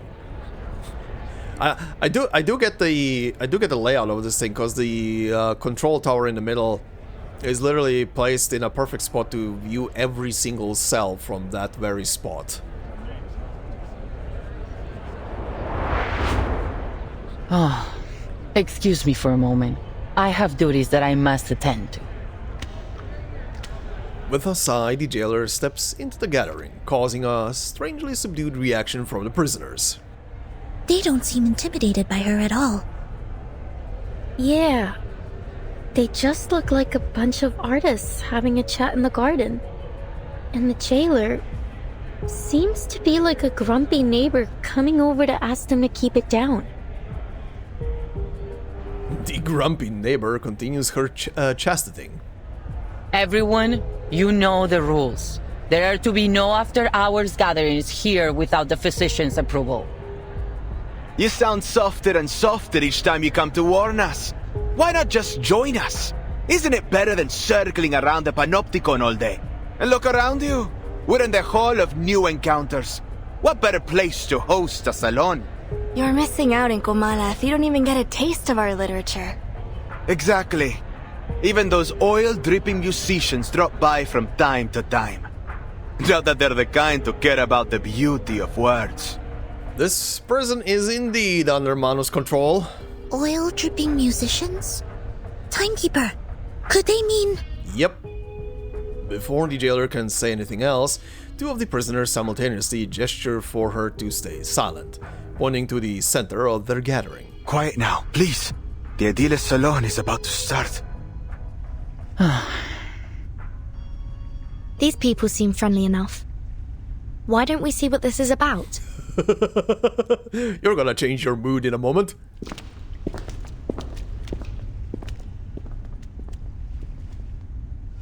Oh? Hi? En desiertos, en estrellas, dentro de laberintos. En aguas, en espejos, dentro de reflejos. Soñamos sobre la almohada de paja de la muerte. Aquí estamos, rendiendo homenaje a los fantasmas. Para rendirlo todo otra vez. Para rendirlo todo otra vez. Uh-huh. My dear friends, we face a difficult truth. The movement of visceral realism still stumbles in the dark. Okay, I wanted them to finish their poem in In deserts, in stars, within labyrinths, in waters, in mirrors, within reflections, we dream of on death's straw pillow. Here we are, paying tribute to the ghosts to give it all up again, to give it all up again. Hi there, bud. Our poems, our language, our minds are tangled by a stifling vine. A mundane, stale vision shared among all bourgeoisie. We follow this vision blindly, clinging to the comfort brought by logic and conventional wisdom, and by it, we nip every branch of new art in the bud. Poems are perhaps too fragile an outgrowth to develop one's life upon, but here, we may light them like candles at our funerals. Let poetry become the bridge between us and the world.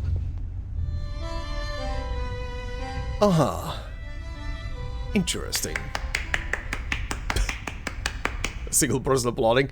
A lone clap breaks the silence. It comes earlier than all the other cheers from the audience.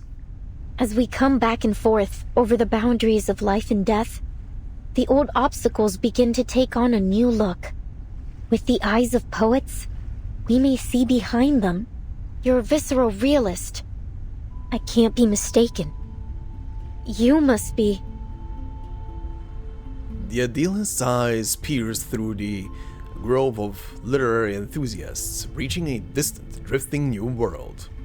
A lonely cowboy, finally home.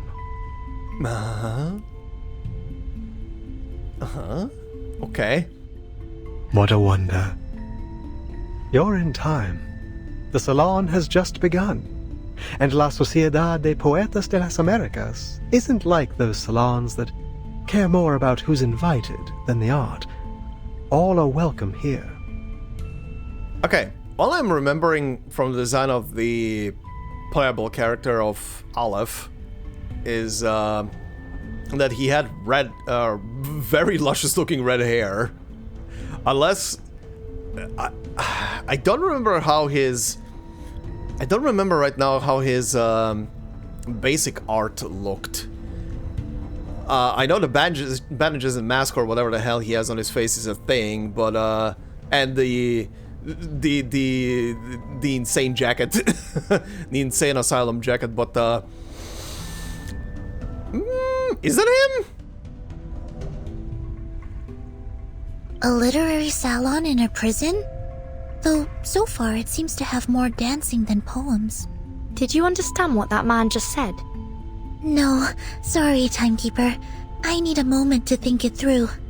Don't worry, Sonetto. I would guess we're not the only ones who are confused here. Miss Jailer, is this that peculiarity about Comala you mentioned earlier? Seems to be. Enough, idealist. You're still an inmate here, and you are walking a very fine line right now. Oh, I'm quite aware of where I am and what lines I tread. This is a prison. The safest place for poets in this part of the continent. One cannot be arrested twice, after all. Yes, but your sentence can become much, much harsher.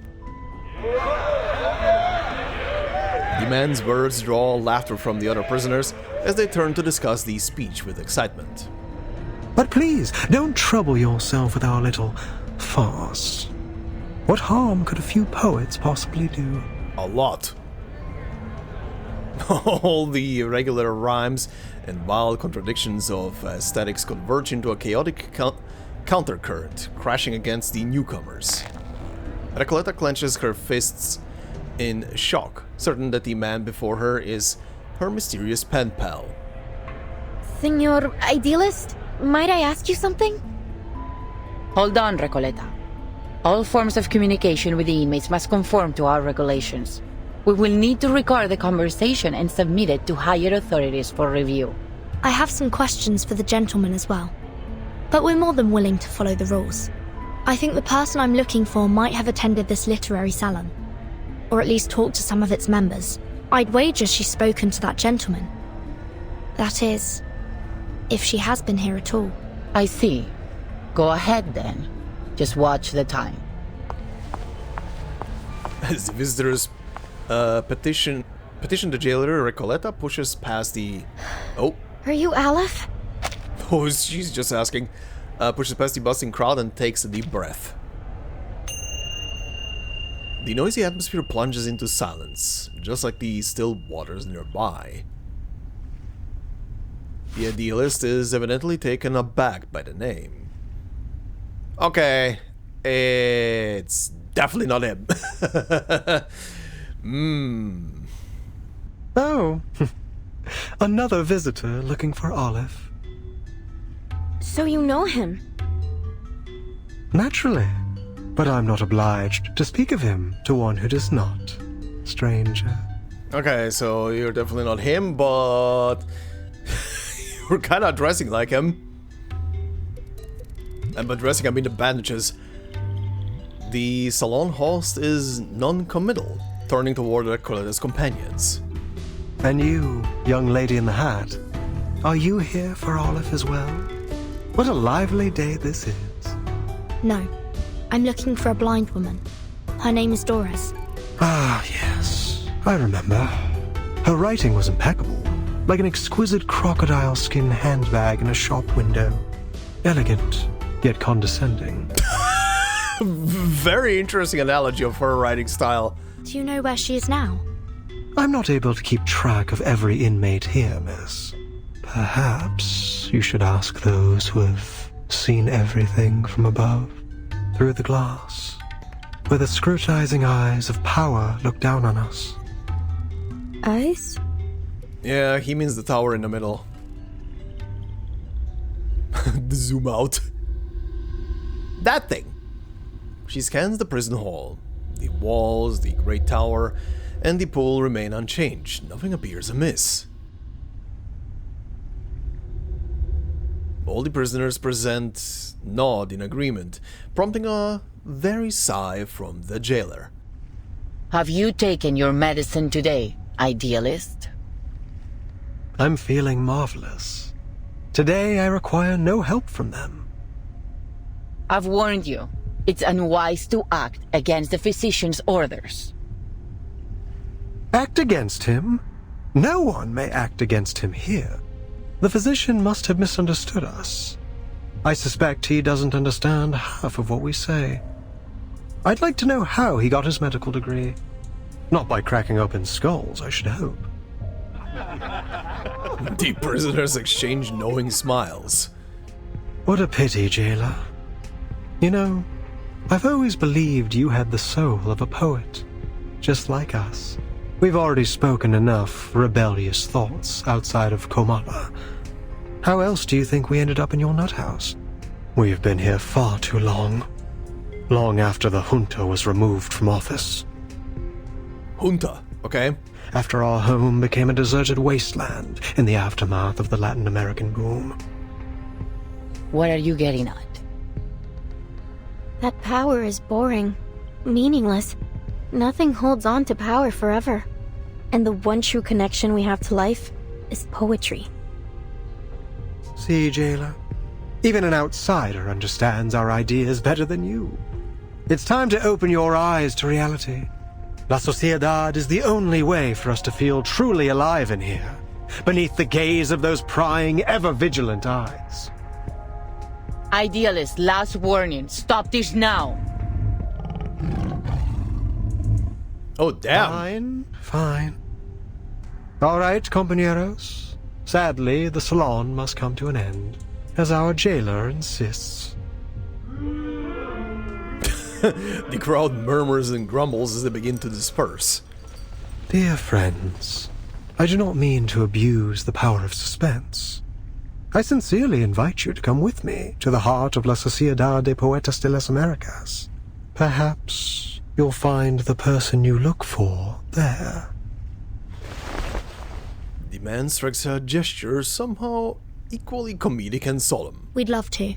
Only if that's okay with you, Miss Jailer. I suppose that's all right. You're already here. We can call it part of your tour, but please, ladies, take none of their rumblings seriously. Thank you, jailer. Please, follow me. This is gonna be a very unhinged chapter. Good God. Who and what am I fighting? Who and what am I fighting? Sign right, sign up, straight, sign left. Huh? Right, a wooden directional sign. The jailer says the path to the right is off limits. What could be hiding there? The exit is just ahead, but should you trust the prison signpost? Turn left ahead. The infirmary is right there. Okay.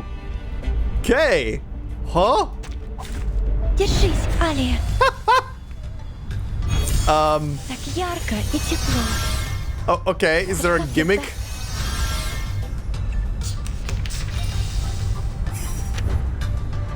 The road ahead is unknown. Choose the right direction and the path will reveal itself. Wait, this isn't the way to the gallery. Yeah, there's a gimmick, okay. It isn't the usual way. It's a shortcut. We call it the Reptilian Complex and Primal Hunger route. Much faster than the limbic system and postmodern anxiety route, let me tell you. Uh-huh. What did I just say about unhinged? But this passageway has long been abandoned, and entry is prohibited. It's extremely dangerous to... Relax, jailer. No one, not even you, knows this prison better than I. But, Timekeeper, I think we've just gone in a circle. Okay. Okay. Well... Uh-huh. I'm just gonna try. We'll see what happens. We'll freaking see what happens, I guess. Oh boy. Más allá del concepto mundano del Okay. Oh, okay. So... Okay, I guess I need to keep destroying them? I guess? In todos los más allá. Huh, a truly villainous moment. A minor incident. Okay. Let's continue the journey. That... I don't think there was a gimmick there, unless I missed a gimmick. Everything just had to die. Alright. Nope. There's stuff to do before we continue, huh? Oh, another part for Erd as well. Okay. Or Doris, rather. Okay, let's see first, Let's this take thing. a step back. Pull you out of that whirlwind of passion and dreams. Elsa Tabien existe? Okay. If you want to make the best call, you need to zero in on what really matters. So what's your take on that big speech? The Latin American boom. A sudden explosion that shook Latin American literary circles about 30 years ago. It was destructive, but also gave rise to new life. Yeah? Lucky for us, we don't have to worry about shell shock in the literary world. You don't strike me as someone who knows about literature. It's not about knowing literature. Any soldier with little experience can deliver a status report. Alright, eyes on the map. As we speak, ships are lined up on the Spanish coast. But this time, they're poised to make a new kind of discovery. If you can call it that. And here are our new Columbuses, heading to the docks to embark on their journey. Who are these new Columbuses? Carmen and Carlos, the driving force behind this literary feast between Spain and Latin America. Okay. Carmen, with an eye for opportunity and a mind for business, sought out the continent's literary gems and secured generous publishing deals for them.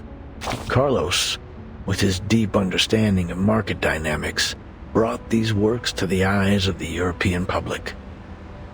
What happened then? Then, a golden era began. It all kicked off with a scandal at a military academy. And soon, The entire world was captivated by the story of a baby with a pig's tail from a faraway land. Yeah, familiar. But we mustn't forget the writers themselves. Fuentes, a towering figure of the Spanish-speaking world, and Cortázar, the writer ever seeing through the eyes of a child. And of course, Mario and Gabo, key players in this literary revolution, will forever be etched in the annals of history. They corresponded regularly, always expressing deep admiration for each other's work. In fact, one even wrote a doctoral thesis on the other. Okay then. Friendship. That must have been a proud time for them. Also, by the way, just a side note, the names and events that the guy here is mentioning are all real events, right? Because I keep feeling like I recognize a couple of these stories from what I heard over time. Anyway, it must have been a proud time for them. It was. But no matter how explosive the boom was, it couldn't escape its fleeting nature. With the second imprisonment and self-criticism of a Cuban poet, in came an inexplicable right hook, and bang! Silence. The military junta had gripped the poets' throats. The verse of the pioneers was cut off, their voices no longer heard. The bond between two generations was broken, and for the younger of the two, the silence was intolerable. They looked for a new theme, a new idea, a new voice, a new method to speak on their disappointment, their horror, and their anger. And they became the new guerrillas. Alright. Taking over, huh? Interesting. Alright, now for the Earth part. The Weaving of Shadows Volume 2. Towering walls, prisoners deep in the abyss, paint pictures of the sky. Enter the darkness.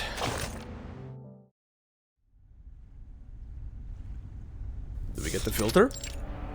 Hall of New Encounters. I read in an article once that you Chileans don't like Baroque literature. Something about it being too noisy. You sure are a quiet bunch. Is that so? And you Argentinians just love it, right? If you have any metric to go by, I'd say you're all loud and obnoxious. You, just because the idealist isn't here, you think you can turn this salon into a debate hall? You started it. Enough it. Stop squabbling and post your work so we can read it. If you ask me, you're simply more interested in rhythm than form. Spanish is a rich language, one that is terribly expressive, ever-changing and artistic, much like Baroque literature.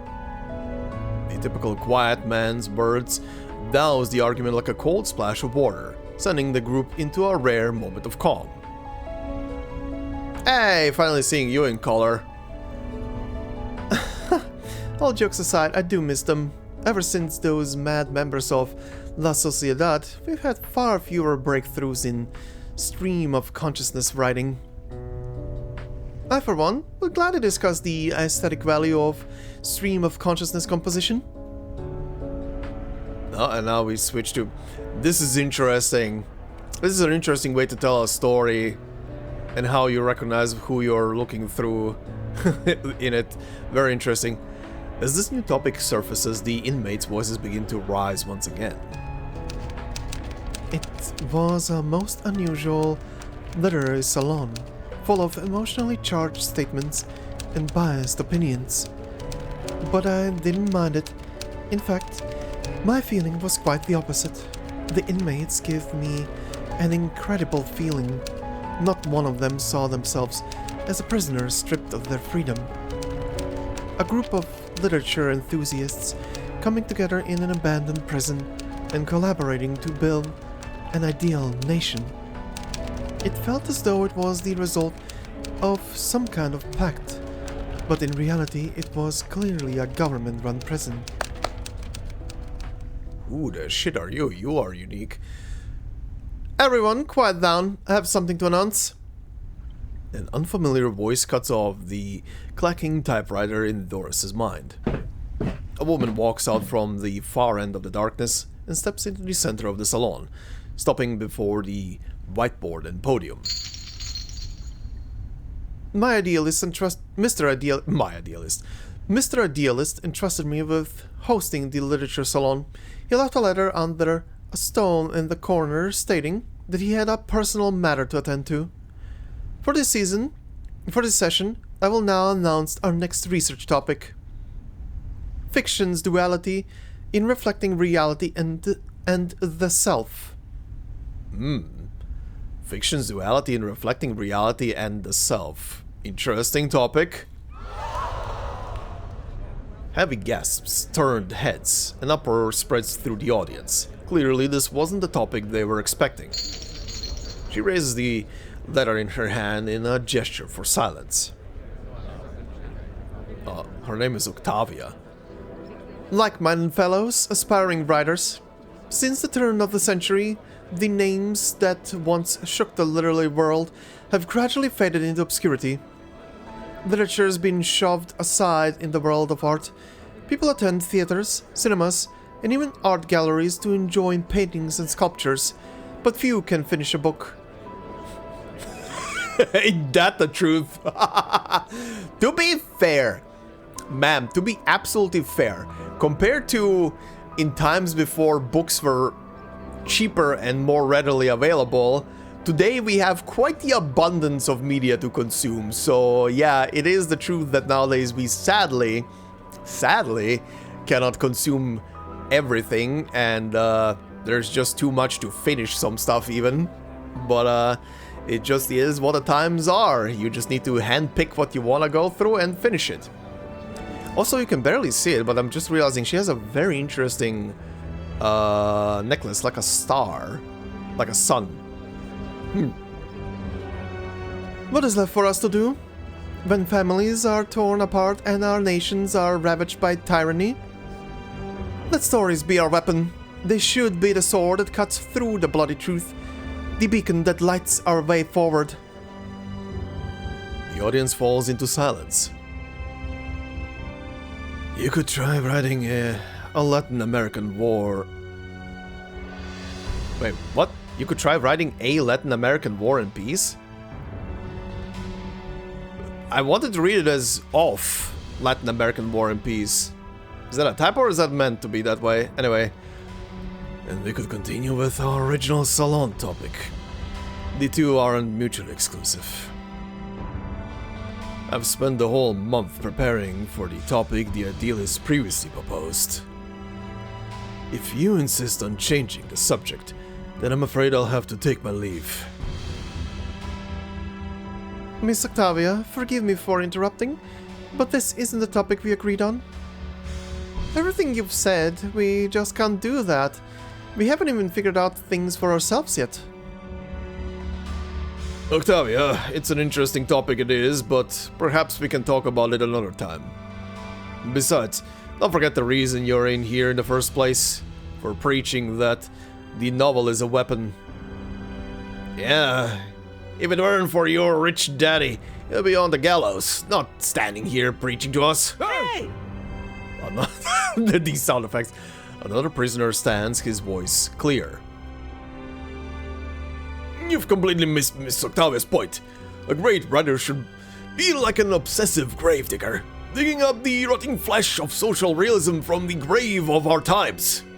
Only this vast crucible is worthy to be the host of our literature. At that time, Mr. Garcia looked visibly resistant as Mr. Julio issued stern reminders and Miss Roberta attempted to mediate. More and more members joined the debate, and voices both for and against Miss Octavia's proposal emerged. It didn't take long for La Sociedad to split into two camps. That was when I realized I needed to do something to get this derailed literary salon back on the tracks. Oh boy. Please allow me to introduce myself. I'm Doris, from Sao Paulo. I'm a writer, and I mostly write under the name Erd. Erd? The name sounds familiar. Have you written for Utu? Are you the Erd in Utu? Wow, I never imagined we'd be welcoming such an honored guest today. I thoroughly enjoyed your piece titled The Tin Soldiers of Sao Paulo. It's an important part of my visit to hear all the ideas and opinions, if you'll pardon my intrusion.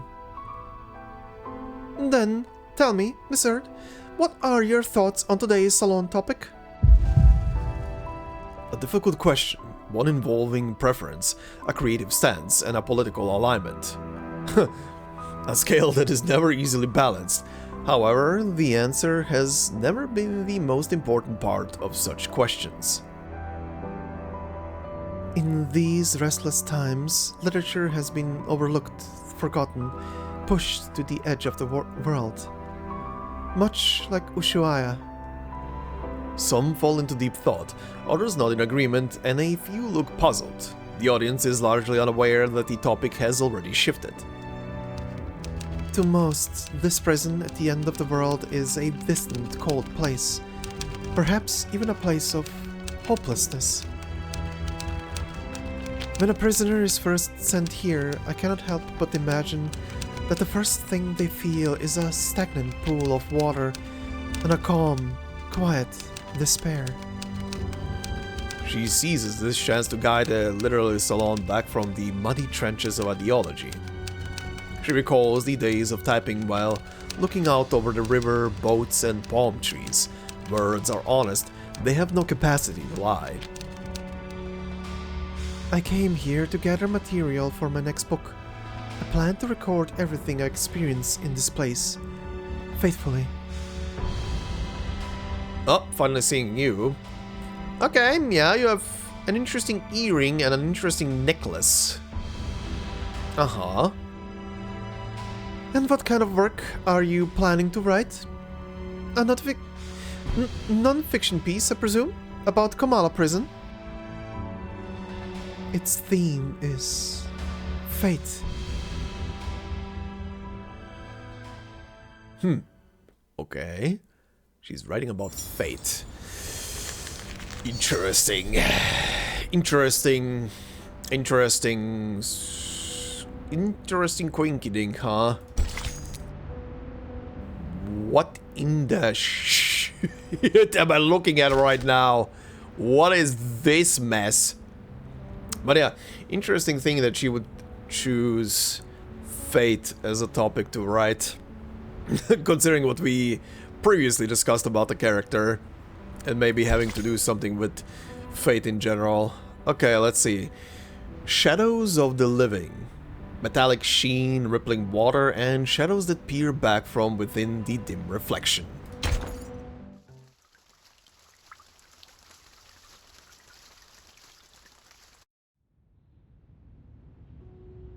Oh, back to this. La investigadora se despierta en su cueva en la duna, que le parecía tan vacía como una tumba. Era poco antes del amanecer. Montones de cintas habían ocupado su espacio vital, apilándose una y otra vez. Cada uno de estos carretes giratorios hablaba de historias sobre esa cabaña con techo azul. Okay, do I get a moment to read it? Okay, I do. The researcher awakens in her dune cave, which felt to her as hollow as a tomb. It was a little before dawn. Stacks of tapes had eaten up her living space, climbing up again and again, each of these spinning reels speaking of stories about that cottage with a blue roof. Whoa! That is a lot of tapes. Oyó la voz del asesinado conductor de burros detrás de ella. Oigo a todos ellos, las risas y las voces de generaciones pasadas, como hojas secas atrapadas en las grietas de viejas paredes, crujiendo solo cuando el viento sopla otra vez. No pondría un pie en esa casa si fuera tú. Okay. El amigo al lado de la puerta también habló. Duermo en el porche cada noche. Cada mañana una luz tenue brilla a través de la ventana, pero nadie sale nunca por esa puerta. y nadie ha entrado nunca. Luego la voz del empleado del banco. Es la historia del alter ego.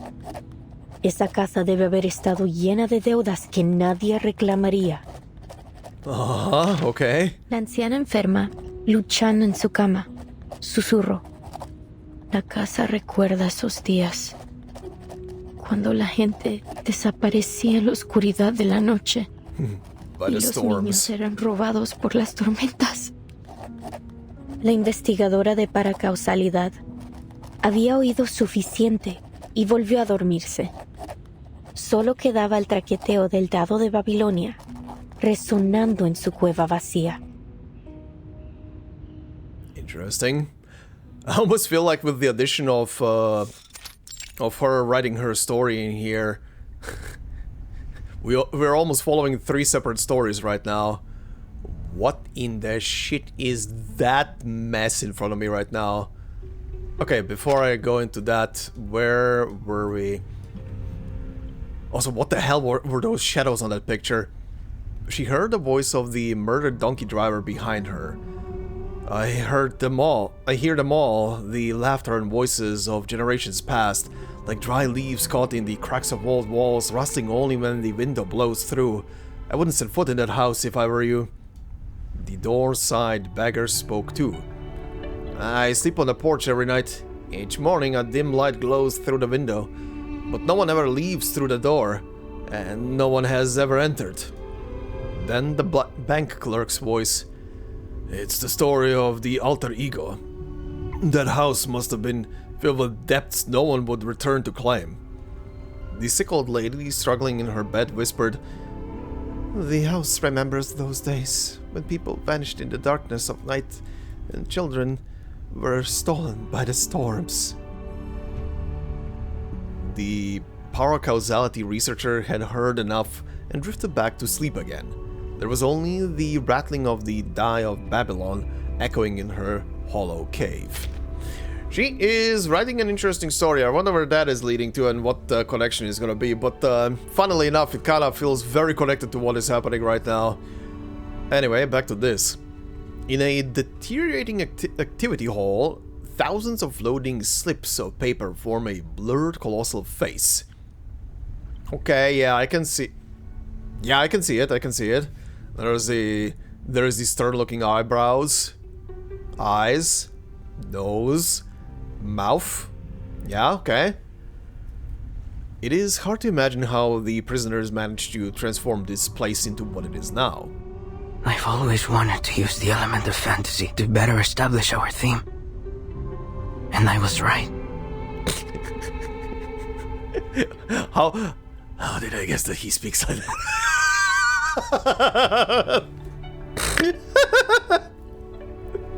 Typecasting, it's a thing. Typecasting based on how the character looks. It's a thing. Anyway. Now the stage is captivating, the timing is perfect, and the audience is ideally placed. Only one imperfect element remains in the scene. The creator, who hasn't stepped away from his creation. No. There's another thing. Garcia, the curator of the exhibition, stands beneath his work, deep in thought, agonizing over every minute imperfection. His fellow poets whisper to one another. Can you even tell any difference between today's setup and yesterday's? Alright. Kinda guessed your personality as well from the voice. Or the voice I gave you at least. Better? That's a rude question.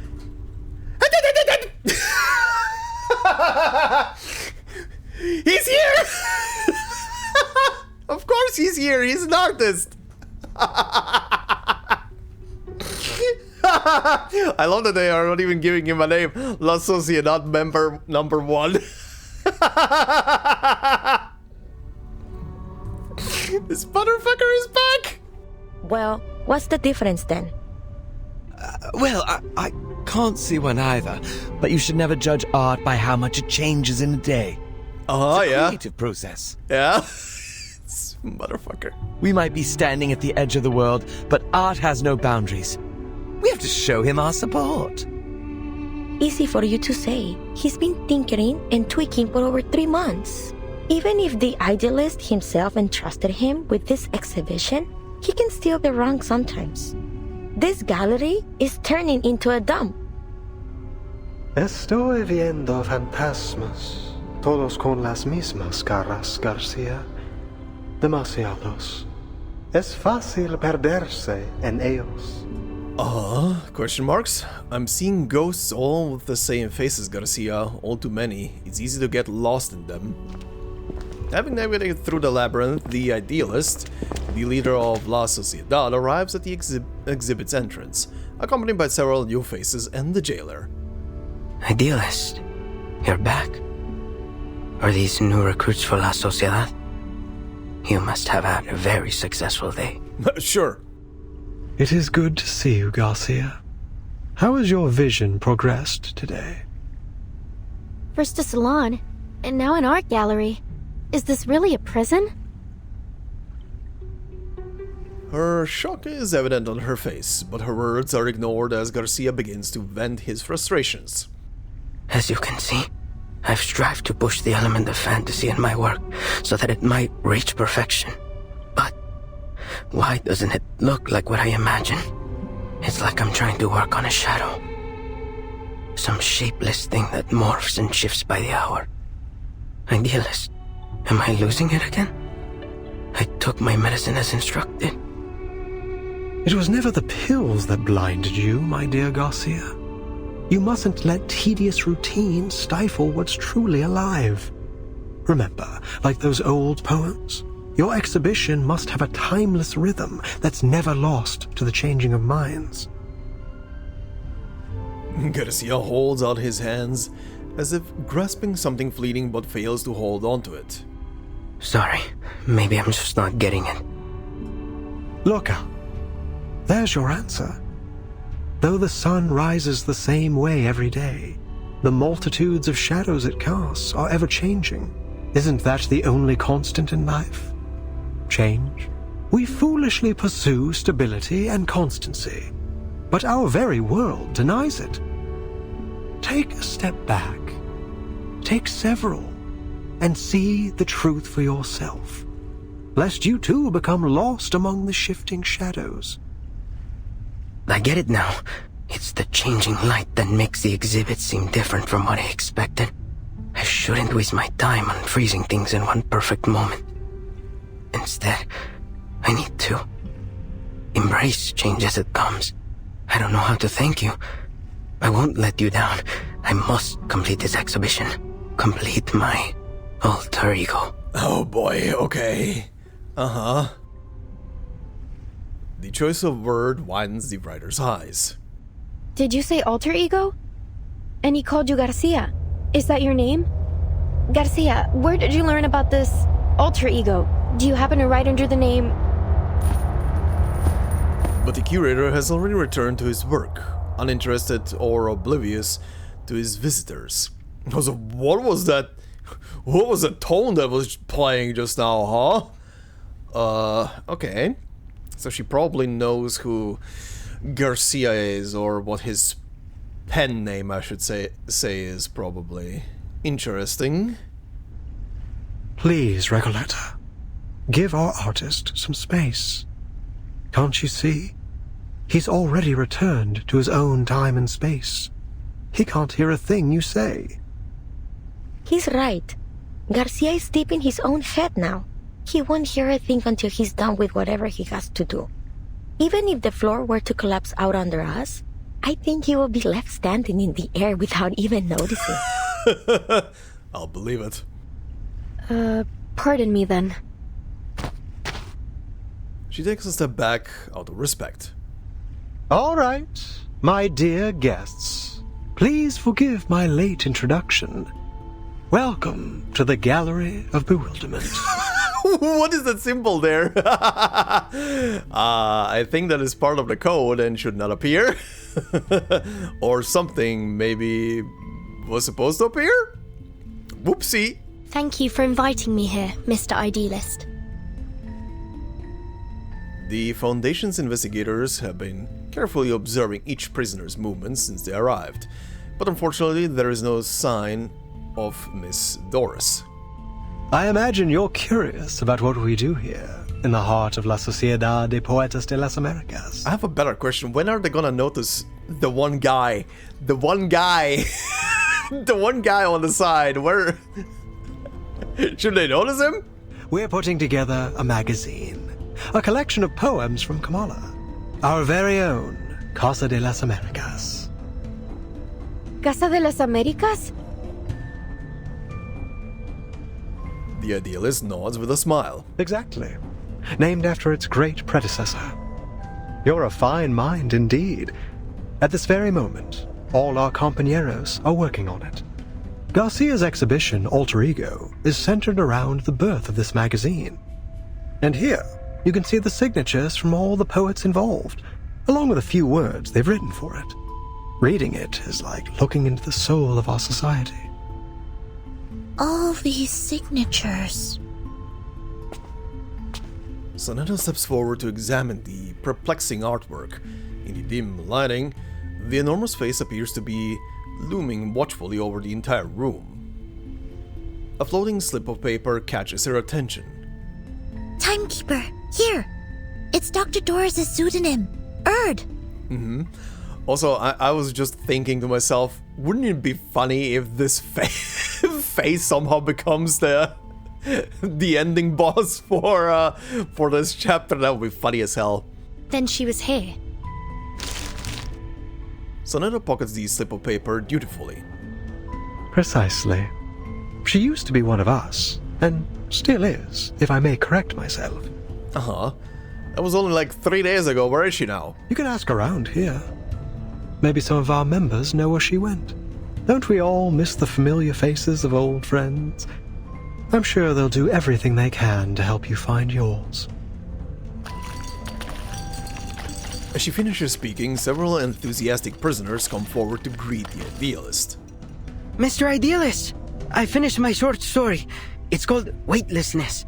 It drifts around the subject like a ship floating in space. The readers can start anywhere in the story, or read it in any order they like. Interesting. And please take a look at my piece Off Limits! Every word that has been forbidden is either erased or replaced with symbols. It's a one-of-a-kind jarring experience. Uh-huh. And I finished a new paragraph. Just wrote it today. A prisoner wrapped in several meters of manuscript paper, like a strange sort of mummy, squeezes into the crowd. Oh, is it Olive time? Oh, new faces. Welcome. Without any warning, he calmly tears the manuscript to shreds. The fluttering fragments fall like trailing sparks from a fireworks show. The abrupt welcome ceremony leaves the newcomers stunned, while the natives share knowing smiles. Idealist, did he just... This is the writer for the prologue of our magazine. The leader of La Sociedad, either misunderstanding or evading the question, responds with enthusiasm. The prologue consists of a 2,000-line poem and an introduction that is written in 86 languages to avoid misinterpretation. It represents every second we spend here. Holy shit, okay. Naturally, the arrival of new members disrupts its structure, and so we must begin again from scratch. So he just tore it all up like that because he thought we were joining? With all due respect, isn't this a little excessive? Heaven knows I'm not one to judge. I've torn up plenty of writing for my novel. Please, pay it no mind. It may not be an easy task, but he's doing his part. Destruction is hard, but more necessary than you think. Without it, we'd all be stuck in a still and stagnant pond, with all the smells that entail. Yeah? This all sounds very complicated. When will your magazine be finished then? Never. Forgive me, but I'm not sure what a floating sheet, a jarring reading experience, and all this constant rewriting are meant to express. The jailer, having remained silent, takes a deep breath and interrupts. As I've said, Comala is unlike any other prison. Miss Jailer, do you mean... This place also serves as a research center. And the prisoners here, for all they claim, are not just poets. They are Arcanist criminals, and each one of them has been diagnosed as mentally ill. The leader of La Sociedad remains composed, like an island in a rough sea, leaving the onlookers to question whether he is entirely mad or the sanest of them all. You're quite right, Jailer. But let's not forget that mental illness is merely a deviation from the norm. And who decides the norm? You, the physician, or the ones outside these walls? We've been exiled here by the standards of our time, deprived of our roles in the outside world. So please, as we agreed before, I ask you not to interfere with the affairs of La Sociedad. These people are visitors, not your new recruits. But should we not hear their thoughts first? The idealist turns toward the visitors with an urgent plea. My friends, no one escapes the eye of power. We must resist. Stand with us. Pick up your pen and take poetry as your shield before it is too late. Uh-huh. Idealist, I admire your fight, but I came here with a different goal. The leader of La Sociedad, caught in his fervor, ignores her words and carries on. We're the last true owners of an old legend, words now only remembered as myth. We must stay on the path of literature until I find that transcendental solution. To invent an idiom that is generic, all-encompassing, yet precise. My poem will be written in this language, leaving no room for doubt or misinterpretation. How blessed is a man with infallible memory.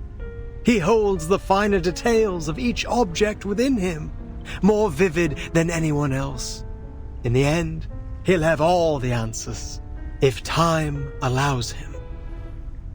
I'll just repeat myself, this chapter of the main story is going to be very unhinged. A dreamlike expression crosses his face. It briefly seems as if he has become an entirely different person, but his vision is soon interrupted. Sweet tongue, sister, howls, hermaphrodite, tango. What? They put the whole city in the nut house. Timekeeper, look over there. Isn't that the Prologue writer? There's something off about him. Please, Timekeeper, stay away from him. What's happening? Idealist, Pablo's having another episode. Multiples of us. You make reality sick. Uh-oh. Uh-oh. A flash of arcane energy flares up and the jailer steps into the crowd reactively. I could use your help, ladies.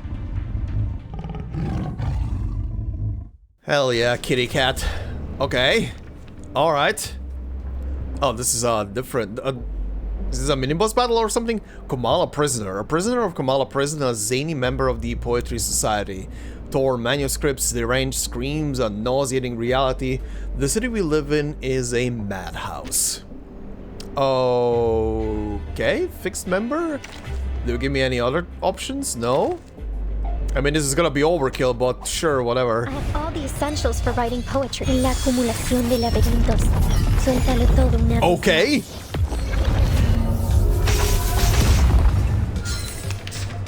Okay, that was interesting. I didn't even do shit. That just started.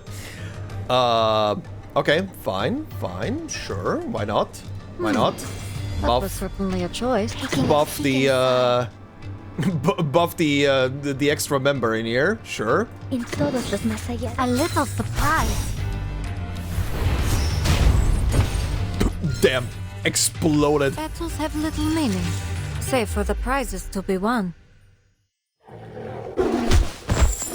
Zemel was not taking prisoners. The frenzied prisoner is subdued. He lies convulsing in the center of the exhibit hall. Poor soul. I'll bring him to bed. Well done, ladies. Aren't you full of surprises? What was all that? It seems he had a mental breakdown and lost control of his arcane skill. It appears that every line he recited carried unbridled power. Usually, only specific lines can channel arcane energy. You can't just force the power into words or craft a poem to serve your purpose. Okay, that is an interesting thing. I never really thought about that. I guess I was always thinking about the words that they're saying for specifically using their arcane abilities as just catalysts for whatever power lies inside of them, like verbally visualizing the thing that they are trying to do, right? Interesting. Pablo must have a rare gift for identifying empowered lines. When he recited them all aloud, they overwhelmed him. That's right. He's a genius who rides the tides of emotion, just like Arthur Rimbaud. We always keep a close eye on him to make sure he doesn't recite anything while reading or writing. Damn. Roberta trades glances between the tense jailer and her visitors. But sometimes things slip through. Yep. You must understand how difficult it is for a poet to never taste the words on his own lips. So then, this isn't the first time, and you're all fully aware of it. Do I understand you right? Did you just admit that you've been hiding an inmate with a dangerous condition from us? According to the safety regulations for the Panopticon of Comala, he must be sent to the physician for immediate treatment. I have yet to meet the physician. That's gonna be interesting. The jailer's command causes a dramatic shift in the room. No, wait. We can explain. He's doing fine. We know how to help him. This was just an accident. We got distracted by the new members. They probably don't want to give him away because he's writing the introduction for the book. We won't be handing him over to the physician. No true writer would allow their mind, the most sacred palace of their thoughts, to be opened up to that cold-hearted, ignorant butcher. Even one who believes their inspiration flows from a source beyond the mere substance of a brain would refuse it. The jailer furrows her brows and pulls out her weapon. The air tightens into an invisible thread. How is she holding that sword? With her mouth? Oh, is this where the cutscene ends? Oh, it is. Goddamn. Alright.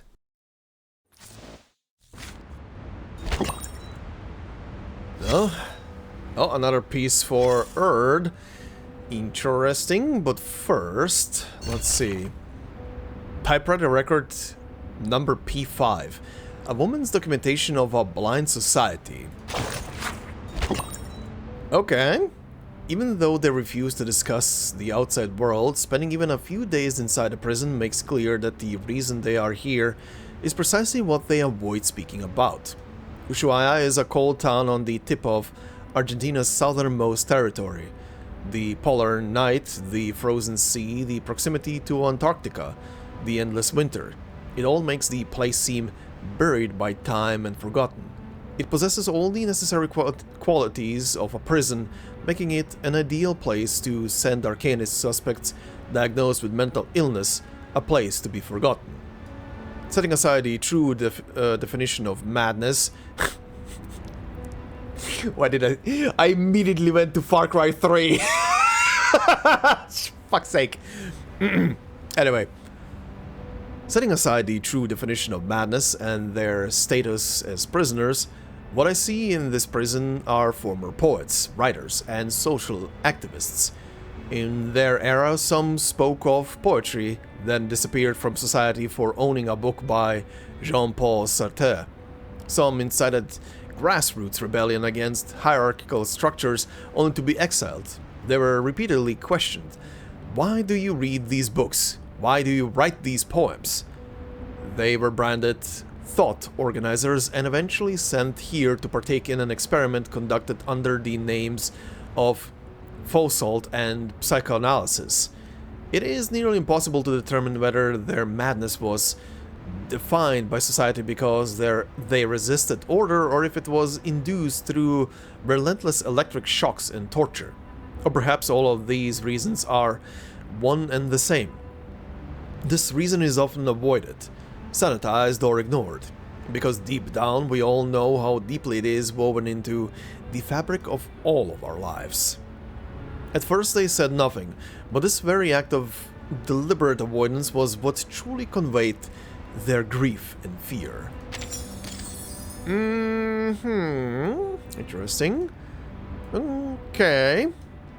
I mean, yeah. Sanatoriums. How many people, not just these days, but in the past, were sent to a sanatorium just because they were either wrongfully diagnosed or because of some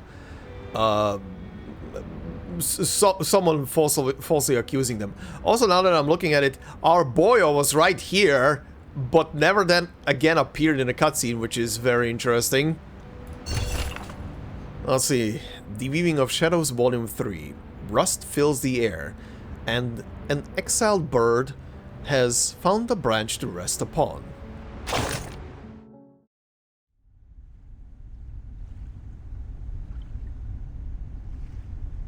Fate, yes, it looms over us, yet each of us may hold the power to steer its course.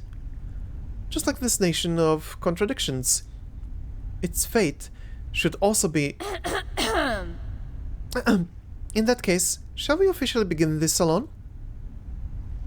The ever-observant Roberta, noticing that tears welling in Octavia's eyes, cuts her off. Would anyone like to share a story on this topic? Whether it's a person's experience or a written tale, let's bring some life to the salon. Well, if no one has anything to say, I could always retell the story of my fateful journey across the Mexican border. Screech. A chair screeches as one man stands. All eyes fall on his face, shadowed by his heavy brow and sharp cheekbones. Unexpected twist. No one noticed him quietly sitting at the edge of the crowd until now. I spent the first half of my life as a bank clerk. One day, sitting behind that glass window, staring at the endless stacks of checks, papers, and flyers, it hit me. I was serving a life sentence. Interesting, a bank clerk, huh? Okay. I wonder, considering that Aleph is the one who inserted the idea of a bank clerk into the story that Recoleta is writing, I wonder if this is where he got the idea from. So I quit, went home and decided to write something. My wife threw a fit at first, but when I wouldn't budge, a cold war broke out between us. And then finally she issued an unilateral eviction notice. I got drunk, punched a bastard officer who was beating a bagger in the street, and everything after that's a blur. When I came to, I was already here. A place that feels more like home than any other place ever did. The idealist gave me some water and suggested I write to Aleph. So I did. I wrote a letter and asked a question. 2 weeks later, I got a reply. Just one line. I'm still trying to figure out what it means. In the short span of life, there exists an infinitely extending staircase, and at its end lies nothing but a silent body of water. Julio, I had no idea you had such a story. Why haven't you mentioned it before? I didn't know you've written to Aleph too. Octavia, maybe you did choose the right topic. Young, passionate writers like you should carry the dream of changing society. Not an like me, waiting until this age to finally pick up the pen. Oh? The hostess, fully engrossed in the story, has almost forgotten all about the topic. Great, I suppose it's my turn then. So, here's my tale of crossing the Mexican border. For heaven's sake, spare us! I've heard at least 7 or 8 versions of that story already. Not to mention the 5 short stories in your collection. 5 stories, Roberta, 5! And the only difference between them is the narrative perspective. Repetitive narrative is indeed an important topic in literary criticism. The remainder of the salon is spent in noisy chatter as the storytelling quickly spirals out of control. Only Dr. Doris quietly repeats that name to herself. Aleph? Mr. Julia's past was an unexpected gold nugget, the perfect material for a biography. I'll treat it with care in my next submission. By then, I had nearly forgotten I was still in prison. I had been swept up in the literary salon. I resolved to record all that I witnessed in this prison. As to whether the inhabitants are truly prisoners, that will be for the readers to decide. At the time, I did not ask how they found their way into this prison. Like them, I was thinking of purer things. Looking back on this journey, I now see that the tangled strands of Las Babas del Diablo had formed an interconnected web. Just as the salon gets into full swing, a face emerges from the shadows, only the smile clearly visible. Ah, idealist. Rarely do we observe the salon from far, taking in all its symbolic quirks and subtle metaphors. The bridge between reality and unreality, the poetry of the typical and the atypical. This is exactly how I envisioned La Sociedad, the Poetas de las Americas, when I founded it. I swear, this guy and a very specific judge from Genshin would be good friends. L'America. No. The judgment of the Oratrice Mécanique d'Analyse Cardinale. The name arrival catches her attention. The new arrival catches her attention. Reality and unreality. Are you referring to the difference between non-fiction and fiction? I'm afraid I haven't quite grasped your full meaning. But you understood at least part of it, didn't you? That alone proves we're walking the same path. The unwavering pursuit of aesthetic truth. We are citizens of the literary kingdom. Stargazers chasing the first light to reach the shores of the new world. Children crying beneath the tree of pure ideals. As its founder, I sincerely invite you to join La Sociedad de Poetas de las Americas and become one of us. No, don't do the same thing. Don't do the same thing. This is gonna kill me. Join La Sociedad de Poetas de las Americas? A gentlemanly bow, an invitation that is hard to refuse. Everything here carries an air of mystery. The literary gathering, the strange architecture, the enigmatic recipient of all those letters. A rare opportunity. I'm truly flattered by an invitation. I'd be delighted to join the Poetry Society. But might I trouble you with one question, Mr. Idealist? You call yourself the founder, so I assume you are the idealist, yes? Ask away. Could you tell me about Aleph? Okay. Interesting, and that sends us down the path of... Okay, if she's still in here, she's probably with Aleph then, huh? I would say. Okay. Also, where the shit did you disappear to? Oh, we're still in the same place. Passion and Delirium. Open your eyes to see the night. Close them to see the light. Uh-huh.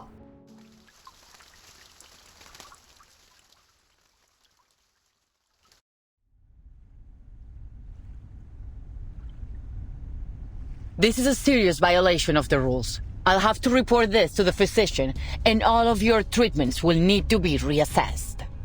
Until a new treatment plan is in place, all members of La Sociedad are confined to their cells without any of their usual privileges. The jailer heavily emphasizes La Sociedad, triggering a commotion among the prisoners. This is not what we agreed to. You gave us your word! Affairs within La Sociedad were not to be disturbed! Please, don't do this. Please, he doesn't deserve this. No one does. We don't want to lose our friend. The previously convulsing prisoner struggles to his feet. Please, Senora. I swear it won't happen again. I'll take the medicine on time as instructed. I promise I won't hurt anyone. I'm sorry, Mr. Pablo, but rules are rules. Before you take this poor man from his friends, may I ask you something? Do you know where these inmates go after they see the physician?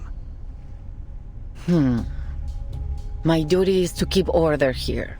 What happens beyond these walls is not my concern. Perhaps they've recovered from the physician's treatment and were returned to society. Somehow I doubt that. If the physician is who I believe he is, and that is some kind of Manus representative hierarchy, whatever the hell, leader, then they are Manus puppets at this point. They probably just got masks slapped to their face. The jailer's expression relaxes. Within these walls, the only truth we know is this. No one returns from the clinic of the physician of Comala. Are you certain this treatment they received is really a cure? Pablo is harmless. He's just a writer who has a talent for finding words and poems. That's all. Please, let him stay. We'll look after him. He can have our share of the medicine. We'll keep him in check. But this doesn't conform to our regulations. Still as arrogant as ever, idealist. Hey, there she is. One day, you'll get us all killed. Okay, she sounds as sharp as I imagined. A stranger enters the exhibition hall. As she arrives, the jailer exhales with relief. Oh, it's you. I'm glad to see you here. Who is that? That's Octavia, one of our model inmates. She's been a great help in the past. If you're interested in prison literature, I'd suggest talking to her instead of the idealist. Wow. So, she's a writer too? Who would have thought? This place has got writers coming out of the woodwork. It really does. It really does have a lot of writers and poets and a lot of stuff in here. Oh boy. I thought it would be easy to find my writer friend in a prison. But what are the odds that I'd break into a place absolutely lousy with them? She used to be in their gatherings, until she got tired of their nonsense and started her own faction. The new arrival brings out a change in the idealist. He clicks his tongue imperceptibly. He doesn't like her. Interesting. What are you doing here, Octavia? Haven't you heard? The era of chieftains, ghosts, and plantation stories is over. Visceral realism is the future. Oh yeah, right, they represent different... And has this brilliant visceral realism helped you finish any of these poems? Right, they represent different factions, that's why. Right. What a waste of time. I'm not interested in your movement or arguing with you. I just walked by and happened to witness another episode of your brutal arrogance. And I'm not about to just stand aside and watch you repeat your mistakes. I'm taking Pablo to the physician. Care to lend a hand, Miss Jailer? We agreed to mind our own business. Are you breaking our agreement? No one will be allowed to erase a word from our poems. No one is touching your poems. Oh boy, fight. Another fight. Oh shit, both of them. The idealist, a prisoner of Comala prison, host of the literary salon. He pursues a path beyond all else, immersed in literature, within this desolate prison. The oration of ideals for our dream, for literature. Octavia, prison poet. A prisoner of Comala prison, a member of a rival poetry society. She cherishes the freedom to discuss literature and dedicates herself wholly to it within this remote prison. Freedom of literature, for life, for order. Very interesting points. Not too different, but still different enough. I have all the essentials for writing poetry. You, me, and our Don't take it on step.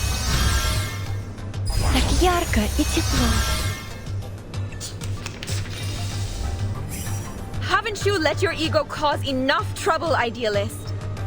I was waiting. I was waiting to see if they're gonna be arguing during the fight. Better that than siding with the devil like you. Enough. This pointless arguing ends now. Vertin said no. Vertin said no, you. Cosmología, filosofía clásica, el fundamento del mundo. Holy shit, get zapped. Was I able to take care of everyone?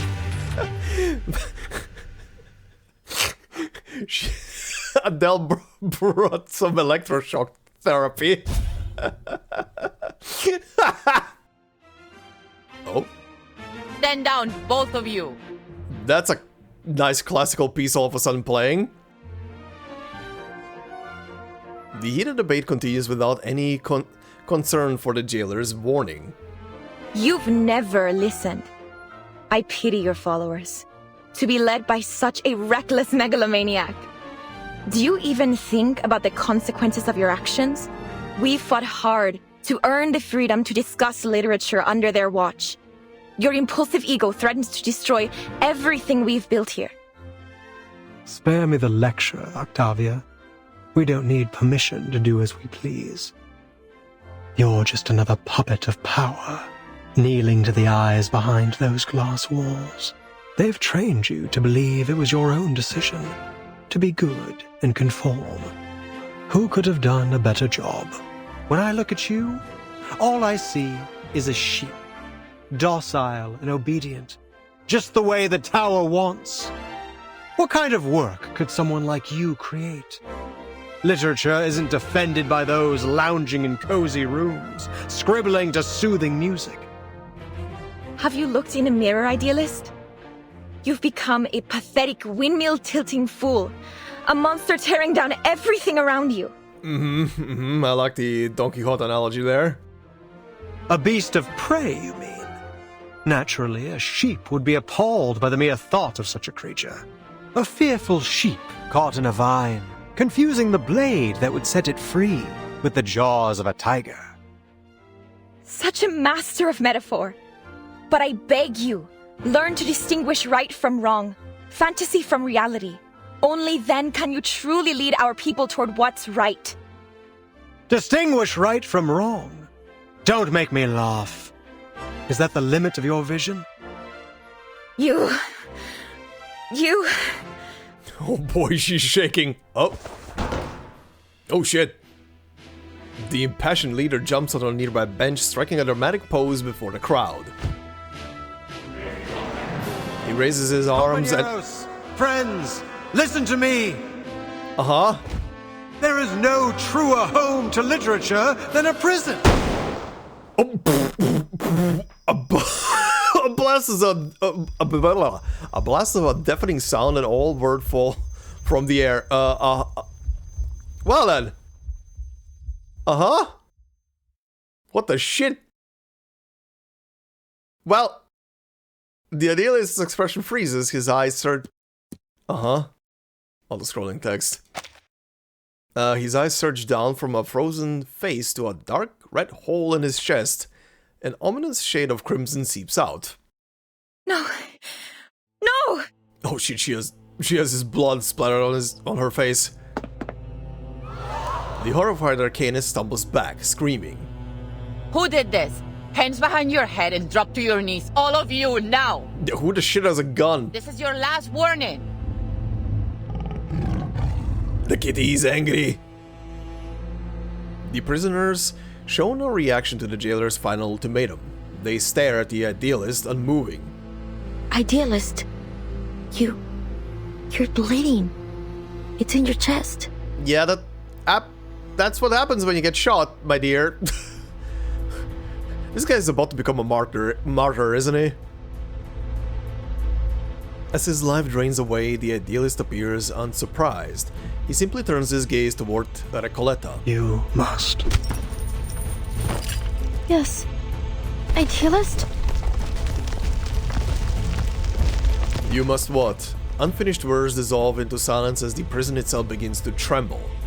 The entire exhibition hall twists and contorts, its surroundings warping beyond comprehension, as if dissolving and expanding freely. What's going on? Whoa! Okay. Whoa! Garden of Forking. Can I still read that? I don't think. No. Okay. Uh-huh. The hole is still. Time seems frozen in place until someone utters the first words. Was he shot? Where did the bullet come from? Interesting. This is kind of like a liminal space, isn't it? Miss Jailer, and you ladies over there. Come, give me a hand. We need to get him to the physician. Her words ignite the first spark. Did you do this, Octavia? You couldn't face the burning truth of his words, so you pierced his very heart instead, just as it was blazing with the fire of justice. Or was it you, Jailer? Did you intend to crush the voice of poetry beneath your wheel of power? It has to be one of you devils in disguise, beasts in human skin. Can't you see? I had nothing to do with this. I'm as innocent as any of you. I've been trying to keep order here, to protect everyone. And now you blame me? Don't listen to her! The idealist made it very clear! She's trying to get us punished for her own gain! You're a murderer, Octavia! Oh boy, madness is overtaking. The prisoner's fury erupts. Oh! In the chaos, Sonetto blocks an arcane skill that pierces the air. This is mad. You're accusing me without proof. It wasn't me. This is getting out of hand. I suggest you ladies leave now. No, wait! It all happened too fast. What happened to the idealist? Is he alright? He got shot in the heart. I didn't even get a chance to ask about Aleph. As the tide of people surges around them, the line between life and death blurs beyond recognition. I agree with the jailer. Timekeeper, Miss Recoleta, let's get out of here.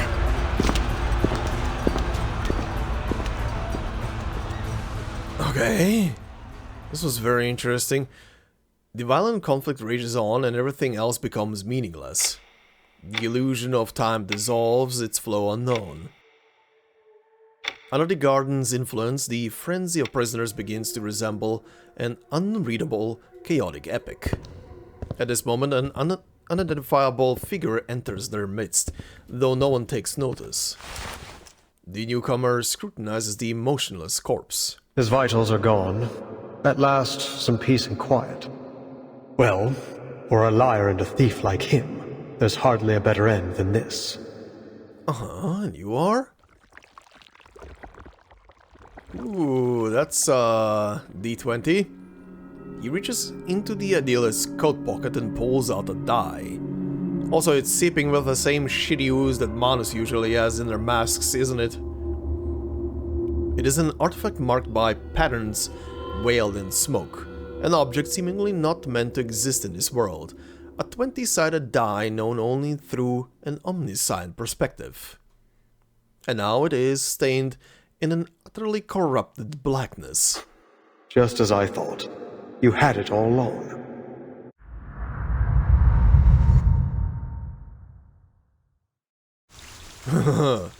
Okay, so there's some reality-bending shit going on here. I wonder, those last words that were directed at Recoleta there from the idealist, either he was trying to tell her that she needs to go and meet with Aleph, or that she needs to keep writing her story or something? This whole shit is somehow gonna tie back to her. This whole shit is somehow gonna tie back to her, cause this is some mass hallucination shit. Okay. The kaleidoscope thing was also very fun, because it ties back to the beginning of the story of Recoleta mentioning a kaleidoscopic kind of vision. Anyway. The Weaving of Shadows Volume 4. Fate is like a mirror. Its strongest reflections are shaped by time.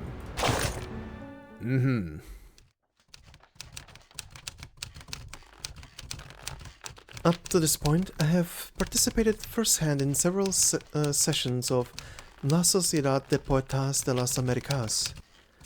Those literal experiments treated language as an advanced game, weaving reality and fiction into an invisible web, ensnaring everyone present in a maze of words. Never before had I been so intimate with literature or thought about it so deeply. I was amazed by how words could so vividly express both playfulness and values. Until that ordinary afternoon, when a poet named Eduardo was reciting his new piece with refined rhythm, and Miss Octavia was discussing the state of Sao Paulo with me. No one noticed anything unusual about Mr. Julio's condition.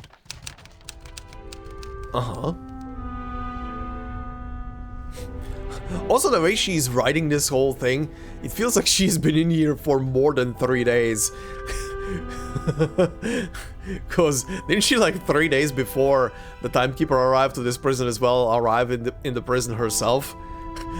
From the way she's writing and everything and wording stuff, it feels like she's been in here way longer. Just like you wrote in the Tin Soldiers of Sao Paulo, the greatness of Latin America lies in its richness, and from that richness comes misfortune, gnawed by insatiable greed. One man's poverty is another's feast. Suffering nourishes joy. They are like riverbanks, clearly divided. This duality, this paradox, isn't it precisely the kind of question we should be posing through literature? The thud of bone against a hard surface interrupts her. Julio is banging his head against the wall. Not enough, not enough. Not like this. You can't grasp space and time. It's still missing some essential language frameworks and thought patterns. With our current language system, I cannot catch the ghost of time. I can only let it slip away from the tip of my pen. Mr. Julio, what's wrong with you? Unlike the panicked Octavia, the other inmates around Julio seem unfazed. Okay. That wall is unscalable, Julio. I told you already. I can lend you some of my bandages from last week if you need them. For a permanently silent object, any form of narration is futile. In the end, you're just wrestling with your own shadow. What are you all standing around for? Can't you see Julio's hurting himself? Octavia is clearly flustered. Doris knows she must first eliminate any outside interference that might obstruct her ability to help. Miss Octavia, please calm down. Tell me, what do you see? It's Mr. Julio. He's hurt, bleeding. He tried to break through the mirror of language with his head, but it was actually a wall. By now, Doris has learned how to filter out the surreal embellishments typical of La Sociedad members in order to correctly assess the situation. Mirror or wall? It doesn't matter. Please take a closer look and describe what you see. Clearly and without embellishment. What is Mr. Julio's condition? His muscles are spasming uncontrollably, as if jolted by a cold electric current. His face is tightening, twisting, like he's struggling against a silent force. His fingers are curling into unnatural shapes. His expression keeps changing, First pain, then panic, and finally blankness. These symptoms are familiar. Why? Sounds like he's having an epileptic seizure. That's why. That's why. Perhaps I could offer some help. Guided by the sound of Julio's whimpers, Doris approaches. His head is bloodied. Please, Miss Octavia, help me so I can help him. Could you lay him down flat on his side? We have to stop him from hurting himself. I can use my arcane skill. Flashing lights could worsen an epileptic seizure. Does your arcane skill emit intense light? If so, I must ask you to refrain from using it. Octavia hurriedly retracts her incantation. She presses down on Julio's shoulder and lowers him onto the cold, hard floor. The doctor kneels quickly and gently turns the man onto his side, preventing him from injuring himself any further. As time passed, Mr. Julio's convulsions began to subside, but his body remained stiff, his jaw clenched tight. I took a disposable bite pad from the first aid kit and carefully placed it in his mouth to keep him from biting himself. Eventually, the situation came under control, and Mr. Julio's breathing stabilized. And there everyone went, straight back to the gathering, as if it were only a minor inconvenience. Yeah, the people are really out of it in here. Thank you for your help, Miss Erd. The doctor responds with a silent smile. You seem experienced. Was it a major part of your responsibilities in Sao Paulo? Yes. Saving others is my profession. Writing is my hobby. In my home, I'm first and foremost a doctor. Miss Erd, you have my utmost admiration. As a doctor, as a writer, and even more as a person beyond any social categorization.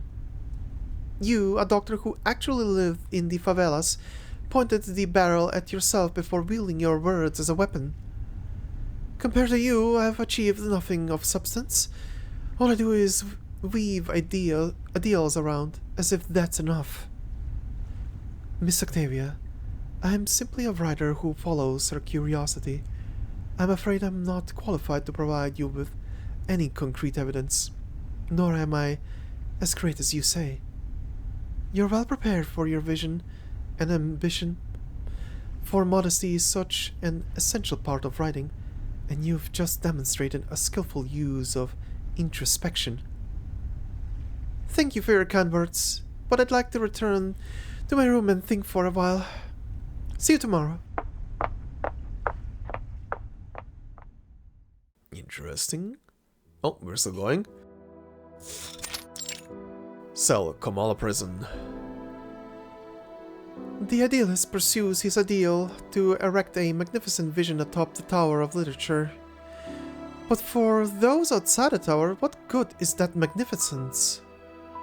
Here I am, locked away in a prison, my words going no further than these walls.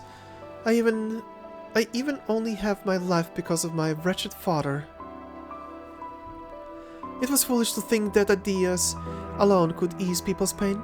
Maybe we're no different from the heretics who were burned at the stake in the Middle Ages. I wonder who her father is. Did it say she, or rather her family, is well off? Perhaps only professionals like Miss Erd, doctors with real expertise, can truly save a person. Wait, but this prison does have a doctor meant to handle every kind of issue, whose specialty is precisely in the mental field. But he's not just a doctor, he's the overseer of this prison. I once asked the idealist why the person in charge here wasn't a regular jailer or a police chief, but a physician. As expected, he brushed me off with some grandiose, idealistic rhetoric. But why has the idealist always seemed so opposed to the physician? Why can't patients like Mr. Julio, who are clearly suffering, be sent to him? Puzzles on top of puzzles, questions after questions. My head. Her sigh echoes through the circular building and it is soon answered by a chorus of other sighs. I can't do this anymore.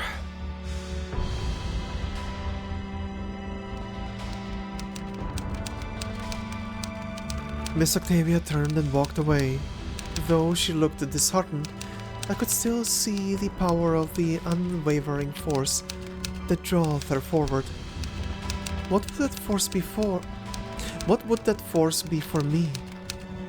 Looking back, I too began to reflect on myself, to contemplate fate, that grand and irreversible force. Interesting. Interesting.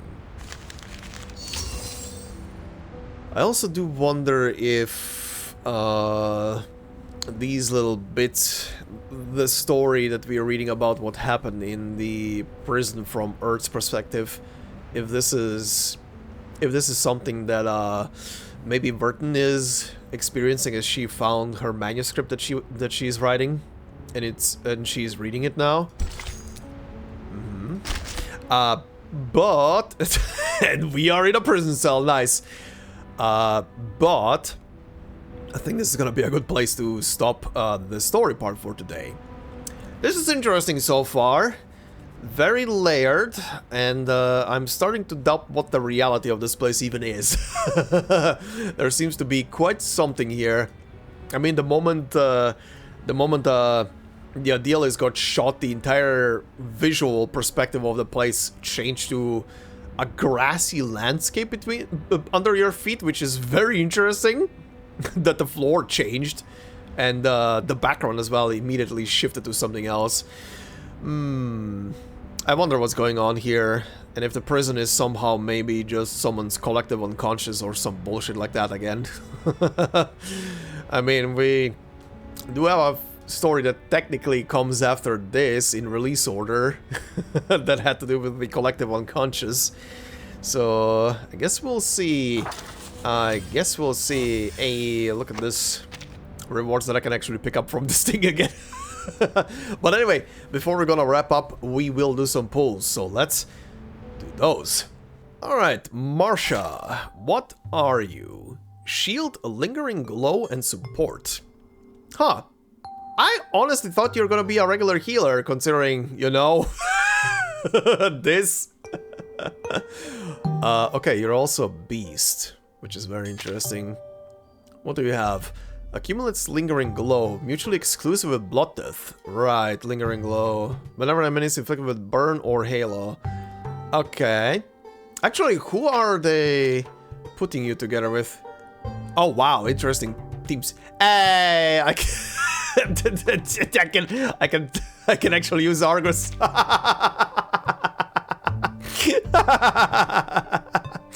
Oh my god. I've been looking for an excuse to put Argus on some team. Whoops. Didn't mean to go all the way back. Okay, interesting. When Marsha enters battle, grants a shield. Okay, very similar to Kiperina. HP to all allies for 3 rounds. Allies gain damage taken reduction, gains a number of Morning Prayer stacks equal to number of Lingering Glow characters on the field. Morning Prayer. When 1, 2, 3 Lingering Glow allies are present, increases Lingering Glow accumulation by... Okay, when 3 Lingering Glow allies are present, all enemies' burn stack limits increase by 5. Okay, at the start of the round, for every 10 points of Lingering Glow, grants critical damage to all allies for the round, counting up to 100 points. Damn. Okay. At the start of the round, Marsha gains 2 stacks of frontline care. After an ally is attacked, Marsha consumes 1 stack of frontline care to cast a rank 1 Burden Unspoken. The hell is that? Okay. Maybe one of her skills. To grant pardon... oh, wait. The spell... Marsha gains 2 stacks of frontline care. Dispels 1 type of control from any allies under control effects. Okay. And grants pardon... pardon? While active, prevents the first control effect. Okay. To any other allies for 1 round. Cool. Critical rate 10% when entering battle. Okay. Whenever 1 stack of frontline care is consumed, Marsha gains 1 stack of Pain's recompense. Oh, Critical rate and critical rate damage stacking, okay. At the start of the round, Marsha inflicts 3 stacks of burn to all enemies. After entering battle, Marsha gains +1 Moxie. After Marsha scores a critical hit on or consumes frontline care, Marsha gains Moxie +1 up to +2 per round. Damn! Marsha can reserve up to 2 excess Moxie replenished at the end of the round if applicable. What the shit? Okay. Sure, so buff. Holy wall of text again. Burden Unspoken. Ah, that's Burden Unspoken. Mass buff grants shield HP to all allies 3 rounds. When actively cast, consumes 1 stack of frontline care to increase the shield multiplier by Marsha's critical rate times other than spells one type of status down and negative. Okay. Okay. If a target is already holding a shield, the value of the shield is stacked, okay? Up to a maximum shield value of Marsha's attack times 650% HP, okay? And their shield's duration is extended to 3 rounds. While holding this shield, allies gain damage taken reduction 30%. Interesting! Virtue of Restraint. Uh-huh. 1 target attack, reality damage, inflict 8 stacks of burn on the target hit. Gain 1 stack of pain recompense after attacking. If the target has at least 8 stacks of burn, this attack deals an additional 250% reality damage. Damn! Okay. Okay. Violence begets violence!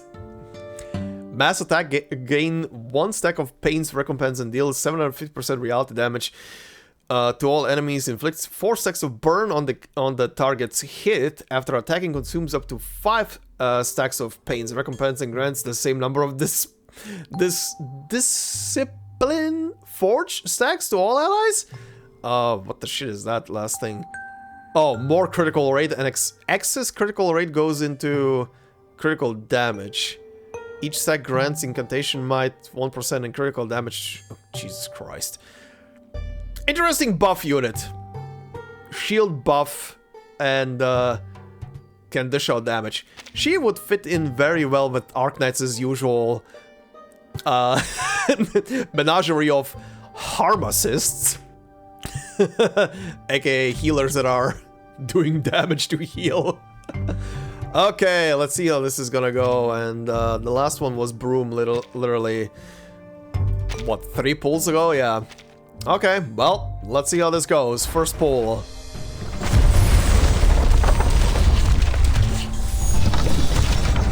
Normal 5-star, so that's the first one. Second one. Oh, I think that was a big one. That was a big one! Beast? Oh shit.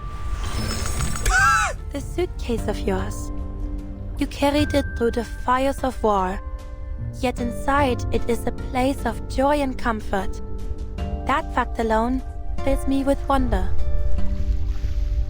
Can I please have this luck when I'm pulling in Enfield? Can I please? Why? I'm not actually complaining, but why is this luck persisting? Only in Reavers and in Arcanists.